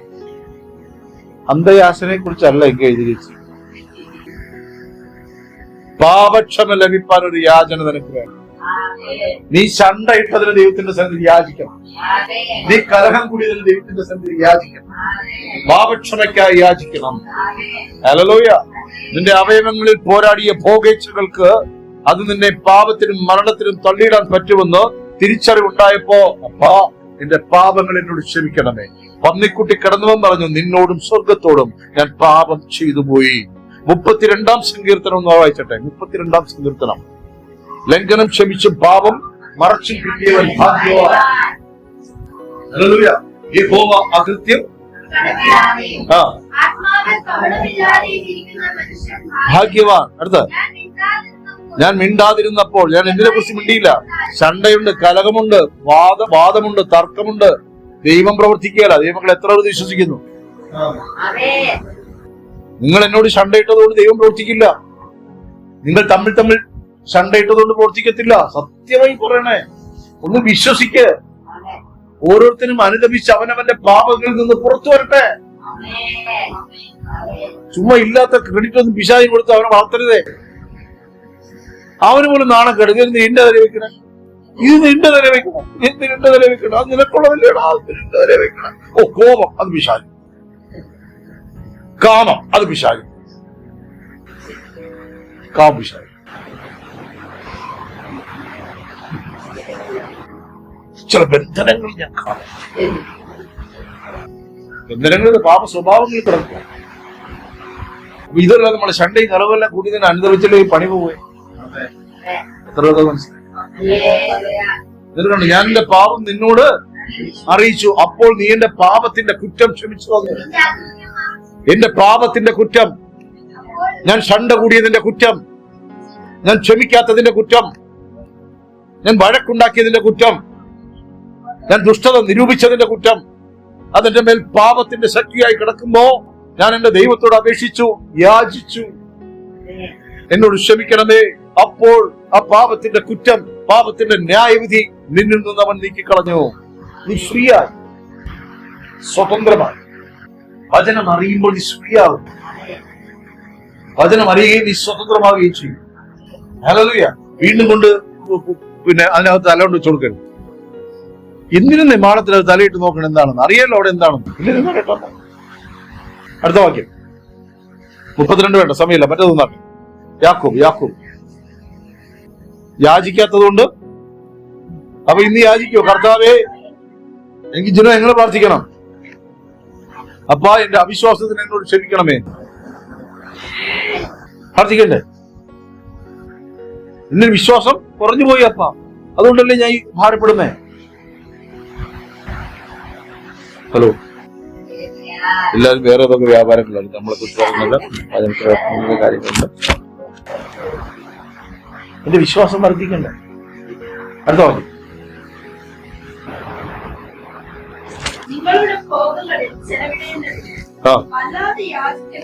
ഇനി ആണോ അവിടെ നിങ്ങൾ വളരെ വീട്ടിൽ പോയിട്ട് വായിക്കണേ. വായിക്കില്ലെന്ന് എനിക്കറിയാം, എന്നാലും വേണമെന്നുള്ള ഒന്നെങ്കിലും വായിച്ചാൽ നല്ലത്. അവിടെ പറയാണ്, നിങ്ങൾ യാചിക്കായ കൊണ്ട് കിട്ടുന്നില്ല. ഇതിന് വീണ്ടും ഒരു താഴെ ഇരിക്കുന്നു, നിങ്ങളുടെ ഭോഗങ്ങളിൽ ചെലവിടേണ്ടതിന് വല്ലാതെ അങ്ങുള്ളൊരു യാചന. കേട്ടാ, ഇതാണ് ഞാൻ നേരത്തെ പറഞ്ഞത്.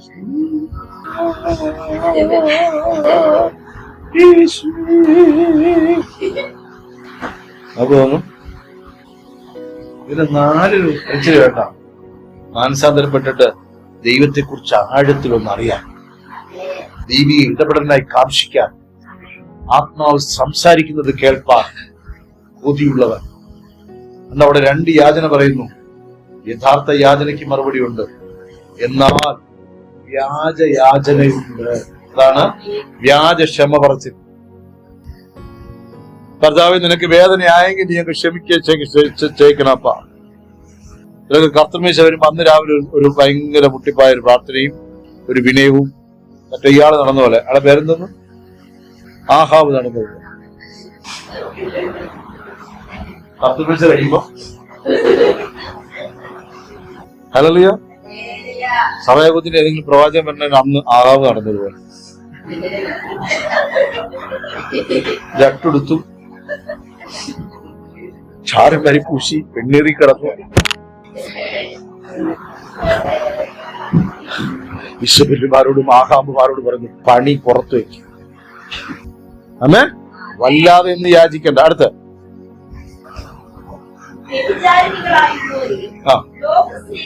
യാക്കോബിന്റെ സ്നേഹം കണ്ടോ? സഭയോടുള്ള സ്നേഹം കണ്ടോ? നമ്മളൊന്നുമില്ല. വ്യഭിചാരിണികളായുള്ളവരെ ലോകസ്നേഹം. അപ്പൊ അങ്ങനെയാണെങ്കിൽ നിങ്ങൾ ഈ പറഞ്ഞ കാര്യങ്ങളിലെല്ലാം ലോകസ്നേഹമാണോ ദൈവസ്നേഹമാണോ? ഇതുകൊണ്ടാണ് ഞാൻ ചാർട്ടർ ടീച്ചർ. ഇത് വെച്ച് നമുക്ക് എന്ത് ചെയ്യാൻ പറ്റില്ല. ദൈവമക്കളെ, നിങ്ങൾ ആരും അനുഗ്രഹിക്കപ്പെടരുതെന്ന് അപ്പൻ ആഗ്രഹിക്കുന്നുണ്ട്. നീ പിച്ചച്ചട്ടി കൊടുത്ത് തലങ്ങും വിലങ്ങും കവലകളിൽ നിന്ന് വായിൽ നോക്കിക്കൊണ്ടിരിക്കാൻ ദൈവം ആഗ്രഹിക്കുന്നുണ്ട്. ഞാൻ എന്റെ കുഞ്ഞങ്ങനെ ആവാൻ ആഗ്രഹിക്കുന്നില്ലെങ്കിൽ എന്റെ ദൈവം എന്നെ കുറിച്ച് എന്ത് വിചാരിക്കുന്നു? ദൈവം അനുഗ്രഹിക്കാൻ പോകുന്നവർ എങ്ങനെ ആയിരിക്കണമെന്ന് നീ മോർദെഖായി നോക്ക്, ജോസഫിനെ നോക്ക്, അബ്രഹാമിനെ നോക്ക്. യോബ് ചുരണ്ടിയെന്ന് പറയുന്നുണ്ട്. യോബിന്റെ സമ്പന്നത എന്താ പറയുന്നത്? യോബിനെ കഷ്ടപ്പെടുത്തി കളഞ്ഞ ദൈവം എന്നാ പറയുന്നത്. അനുഗ്രഹിച്ച ദൈവത്തെ കുറിച്ച് പറയും. ഇത് നമ്മളെ മക്കളെ കുറിച്ചും ഭാവിയെ കുറിച്ചും കടഭാരത്തെ കുറിച്ചും ദൈവത്തിന് വിചാരമുണ്ട് ഇല്ലേ? ഇന്ന കടഭാരം തീർന്നാലും ഇല്ലെങ്കിലും ഒരു നാൾ ഇവിടുന്ന് പാട്ടും പാടി പോകുമ്പോ സമയമോ രഥത്തിലെന്നുള്ള പാട്ട് മാത്രം മൂണി കേൾക്കാതെ നിത്യതയിൽ നിത്യതയിൽ നിത്യതയിൽ എന്നുള്ള അടി കേൾക്കണം. അതിന് ദൈവവിഷയ സമ്പന്നരാകും. ഇല്ലെങ്കിൽ ഇവിടെ നമ്മുടെ മുമ്പിൽ നിൽക്കുന്നവരെ പ്രശംസയാക്കാൻ വേണ്ടിയിട്ട്, അവർക്ക് വെള്ളം പൂശാൻ വേണ്ടിയിട്ട് നീ ജീവിക്കേ. വചനം അകത്തുള്ളവൻ വിശ്വസിക്കേ. എന്റെ ദൈവത്തിന് കഴിയാത്തതായി ഒന്നുമില്ലെന്ന് വിശ്വസിക്കേ. നിനക്ക് പനിയുണ്ട്, നീ മരുന്ന് വാങ്ങിച്ചോ, നോ പ്രോബ്ലം. പക്ഷെ മാറ്റിത്തരുന്നൊരു ദൈവമുണ്ടെന്ന് മറന്നു കളയരുത്. ചില ഡോക്ടർമാർ പറയും വെന്റിലേറ്ററിലാണ്, വെന്റിലേറ്റർ മാറ്റിയ ആള് പോകും. വെന്റിലേറ്റർ വെച്ച് എത്ര ദിവസം ഇരിക്കും അതും അറിയും. പിന്നെ എന്തിനാ നീ ഇത് പറയണേ? അങ്ങ് മാറ്റിക്കോട്ടെ, വെക്കട അവിടെ, ദൈവം എടുക്കുമ്പോ എടുത്തോട്ടെ. ശരിയല്ലേ? ചില ഡോക്ടർമാര് ഞങ്ങളെ കൊണ്ട് ഞങ്ങളുടെ എല്ലാം ചെയ്യാനുള്ളത് കഴിക്കും. എത്ര ബില്ല് വന്നു? 7.5 ലക്ഷം രൂപ. എന്നിട്ട് അവളോട് പറയാം പോയി പ്രാർത്ഥിക്കാൻ. എന്താ നേരത്തെ പറയാത്ത പന്നി അറിയാന പൈസ കിട്ടും. കാരണം എന്നെ മേൽ വ്യാപരിക്കുന്നതാകട്ടെ നിങ്ങളുടെ മേൽ വ്യാപരിക്കുന്നതാകട്ടെ എന്നെ സഹായിപ്പാൻ എന്റെ ദൈവത്തിന് കഴിയുമോ ഇല്ലയോ? എന്നെ വിടുവിപ്പാൻ കഴിയുമോ? ഒരുത്തന്റെ വീട്ടിൽ കർത്താവ് പ്രവേശിച്ചെങ്കിൽ ദൈവത്തിന് അവന്റെ വീട്ടിൽ നിന്ന് ദുരന്തങ്ങളെ മാറ്റാൻ വേണ്ടിയിട്ടാണ്. ദുരന്തം വിളിച്ചു വരുത്താനല്ല. ഞാൻ ഇന്നും ട്രസ്റ്റ് ചെയ്യുന്നു, യേശു ഒരുത്തന്റെ വീട്ടിൽ വന്നിട്ടുണ്ടെങ്കിൽ, അവനെ ഇരുകൈ നീട്ടി എവനെങ്കിലും സ്വീകരിച്ചിട്ടുണ്ടെങ്കിൽ, യേശുവിനെ രക്ഷകനും കർത്താവുമായി സ്വീകരിച്ചിട്ടുണ്ടെങ്കിൽ, ഹൃദയവാതിൽ തുറന്നു കൊടുത്തിട്ടുണ്ടെങ്കിൽ, ആ ഭവനം അന്നു മുതൽ അനുഗ്രഹിക്കപ്പെടും. ആ ഭവനത്തിൽ നിന്ന് നിന്ദ മാറിപ്പോകും, പരിഹാസം മാറിപ്പോകും, രോഗം മാറിപ്പോകും, ക്ഷീണം മാറിപ്പോകും. ഹല്ലേലൂയ. വിശ്വസിപ്പാൻ കൃപ ലഭിച്ചവരോട് പറയുന്നു, ഇവൻ എന്നും ജീവിക്കുന്ന ദൈവം. നിസ്സാരമായ ദൈവത്തോടല്ല ഞാൻ ബന്ധപ്പെട്ടിരിക്കുന്നത്. ഹല്ലേലൂയ. സകലത്തിന്റെയും സൃഷ്ടികർത്താവ് ഉദയവനായ ദൈവത്തോട്. അടുത്ത വാക്യം.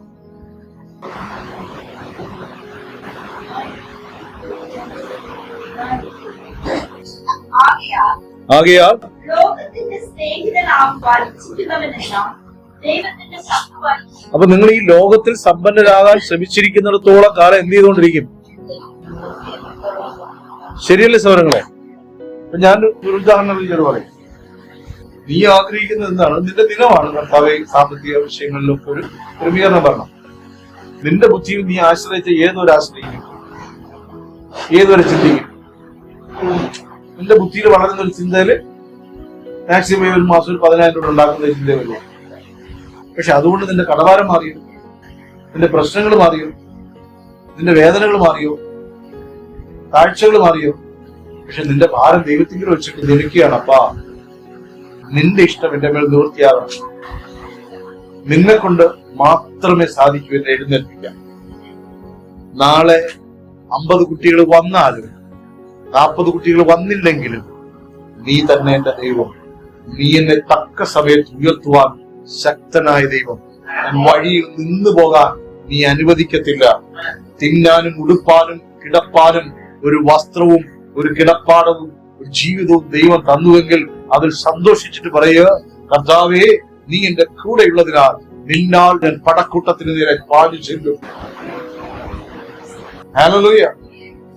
അതാണ് കർത്താവ് പറഞ്ഞേ, എന്റെ ചിന്തകൾ നിങ്ങളുടെ ചിന്തകളെ പോലെയല്ല.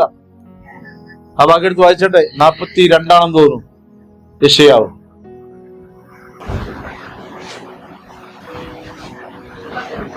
മുപ്പത്തഞ്ചോ? സോറി, 55. വായിച്ചോ.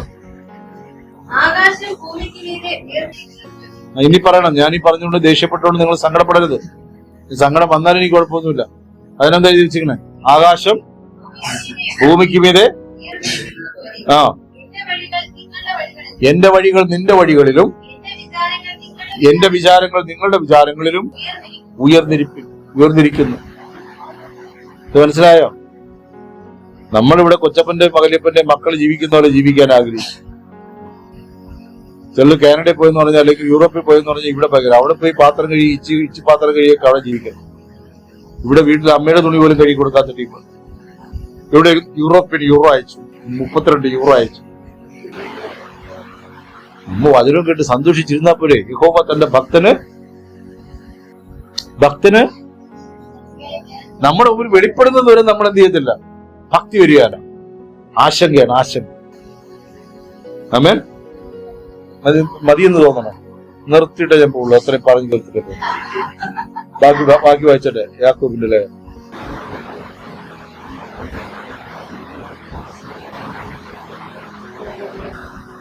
അല്ലെങ്കിൽ തിരുവെഴുത്ത് വെറുതെ സംസാരിക്കുന്നു എന്ന് തോന്നുന്നു. നിൽക്കണ്ടോ?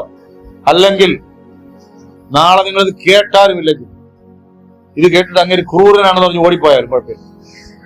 തിരുവെടുത്ത് വെറുതെ സംസാരിക്കുന്നത് നിന്റെ പുറകെ വരും തിരുവെടുത്ത്. ഹല്ലേലൂയ. ഈ സഭ ശരിയല്ലെന്ന് പറഞ്ഞ് വേറെ സഭയിൽ പോയിരുന്നു, അവിടെയൊക്കെ ഈ വാക്യം.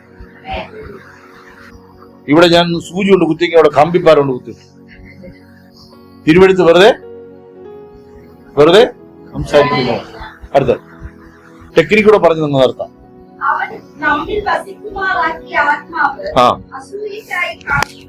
ഉണ്ടോ? അവൻ അധികം കൃപ നൽകുന്നു. അവൻ അധികം കൃപ നൽകുന്നു. എല്ലാരും ആ വാക്യം പറഞ്ഞാട്ടോ. അവൻ എനിക്ക് അധികം കൃപ നൽകുന്നു. അടുത്ത കേട്ടോ, വീണ്ടും പറയാണ് ദൈവം ചെയ്യും. അപ്പൊ അവനവന്റെ കാര്യങ്ങൾ ശരിയെന്ന് വാദിക്കുന്നത് നിഗളമാണ്. മനസ്സിലായോ? ഞാൻ ഓരോരുത്തരോട് ചോദിച്ചാലും എനിക്ക് ന്യായം പറയാൻ ഉണ്ടാവില്ലേ? ന്യായം ഉണ്ടാവും, എല്ലാവർക്കും ന്യായം ഉണ്ടാവും. പക്ഷെ ദൈവജനത്തോട് പൊരുത്തപ്പെടാത്ത ന്യായം മറ്റവന്റേതാണ്. എവിടെ കിടുങ്ങൽ, എവിടെ പറയുന്നു. ആരുടെ നിഗളമായിരുന്നു? ശാശൻ. അടുത്ത വാക്യം.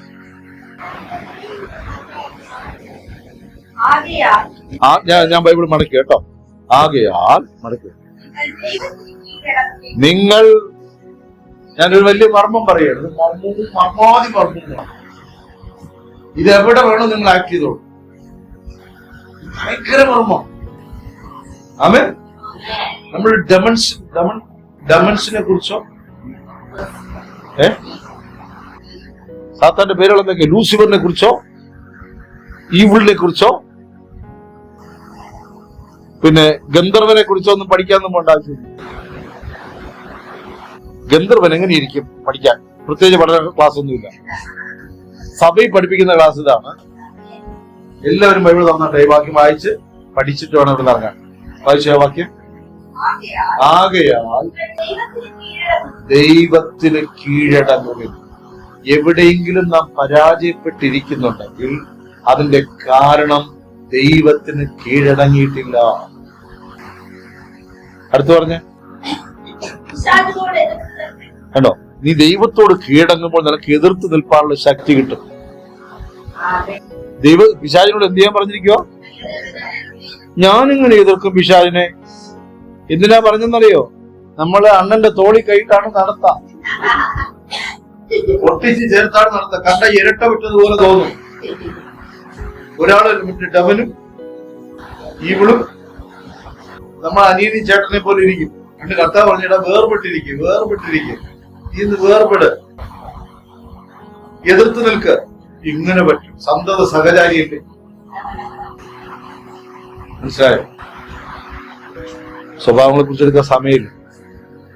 നമ്മുടെ മേൽ കറ പോലെ പറ്റിപ്പിടിച്ചിരിക്കുന്ന സ്വഭാവ ഗുണങ്ങളിലാണ് അവൻ തോളത്ത് കൈയിടുന്നത്. വചനം പറയുന്നു, നീ വചനം കേട്ടിട്ട് നീ അവനോട് എതിർത്ത് നിൽക്ക്. ദൈവത്തിന്റെ സന്നിധിയിൽ മരിച്ചവനെ പോലെ കീഴടങ്ങ്. അടുത്ത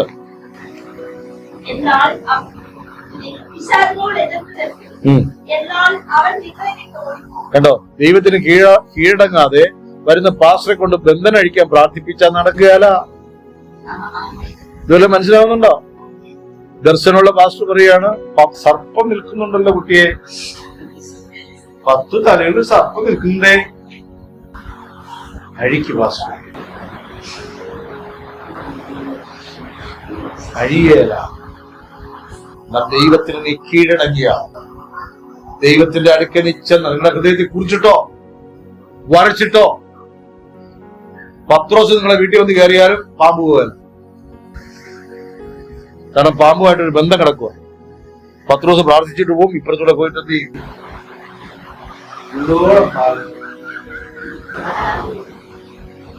അവനവിടെ ഇരിക്കും.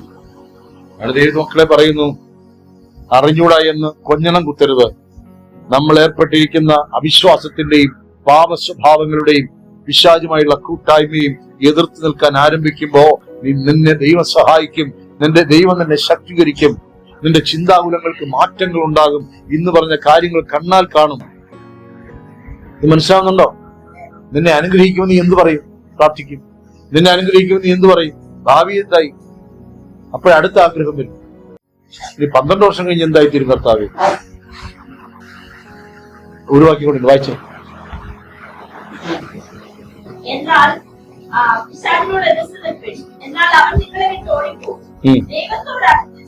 അപ്പൊ ഞാനൊരു ചോദ്യം, എല്ലാരും മോത്തോക്കി, ഞാൻ നിർത്തിയാട്ടോ. പിശാചിനെ പുറത്താക്കാനുള്ള വഴി എന്താ? ദോഷ അതോ ഭൂതശാന്തി വിദഗ്ധനെ കൊണ്ടുവന്ന് പ്രശ്നോച്ചാരണം വയ്ക്കണോ? വേണം.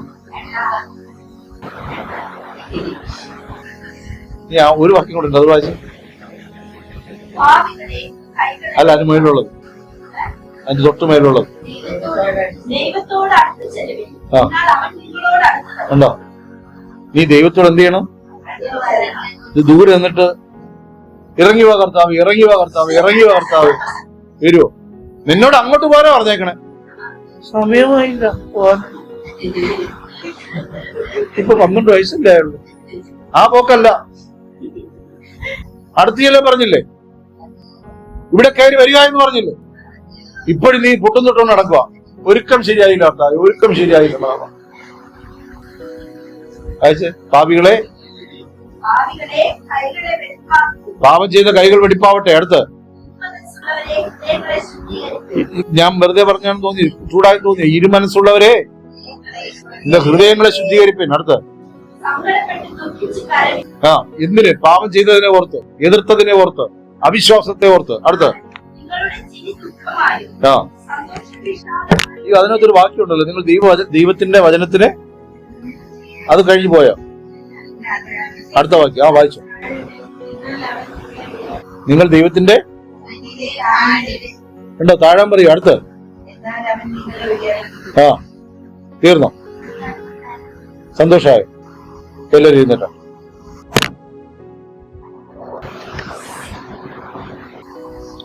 ഞാൻ നിങ്ങളെ പീഡിപ്പിച്ചു എന്ന് നിങ്ങൾക്ക് തോന്നുന്നുണ്ടോ? ഒന്നും പറയുകയല്ല. ഹല്ലേലൂയ. നമ്മൾ പരാജയപ്പെട്ടവരെ പോലെയും തോറ്റവരെ പോലെയും ഒക്കെ ഇരിക്കുന്നതിന്റെ പ്രധാന കാരണം നമ്മൾക്ക് ബോധ്യമെന്ന ലെവലിലാണ് നമ്മൾ പ്രാർത്ഥിച്ചുകൊണ്ടേയിരിക്കുന്നത്. നമ്മൾ കുരിശടി പ്രാർത്ഥനകളാണ് നടത്തിക്കൊണ്ടിരിക്കുന്നത്. നമ്മൾ വിശ്വാസത്തിന്റെ പ്രാർത്ഥനയിലേക്ക് പ്രവേശിച്ചിട്ടില്ല. ഇന്നും നമ്മൾ ആരെ യഥാർത്ഥമായി വിശ്വസിച്ചിട്ടില്ല. എത്ര പേർ മനസ്സിലായി? ഇതുകൊണ്ട് ഞാൻ പറയുന്നു, നിങ്ങളുടെ മേലൊക്കെ അഗ്നിയുടെ അഭിഷേകം ഇറങ്ങി വരണം. സകലതും ഛേദമെന്നെണ്ണി ക്രിസ്തു ലാഭമെന്ന് എണ്ണിക്കൊള്ളുവിൻ. ഒന്നിനും കുറവ് വരില്ല. ഹല്ലേലൂയ. നിങ്ങൾ ചോദിച്ച ഭാവിയും, നിങ്ങൾ ചോദിച്ച ജീവിതവും, നിങ്ങൾ ചോദിച്ച കടഭാരവും, നീ ചോദിച്ച 5 പിള്ളേരും, ഇതൊക്കെ തരാൻ കർത്താവിന് കഴിയും. എന്റെ ദൈവത്തിന് കഴിയും. ഞാൻ വിശ്വസിക്കും. തൊട്ടവചനമേ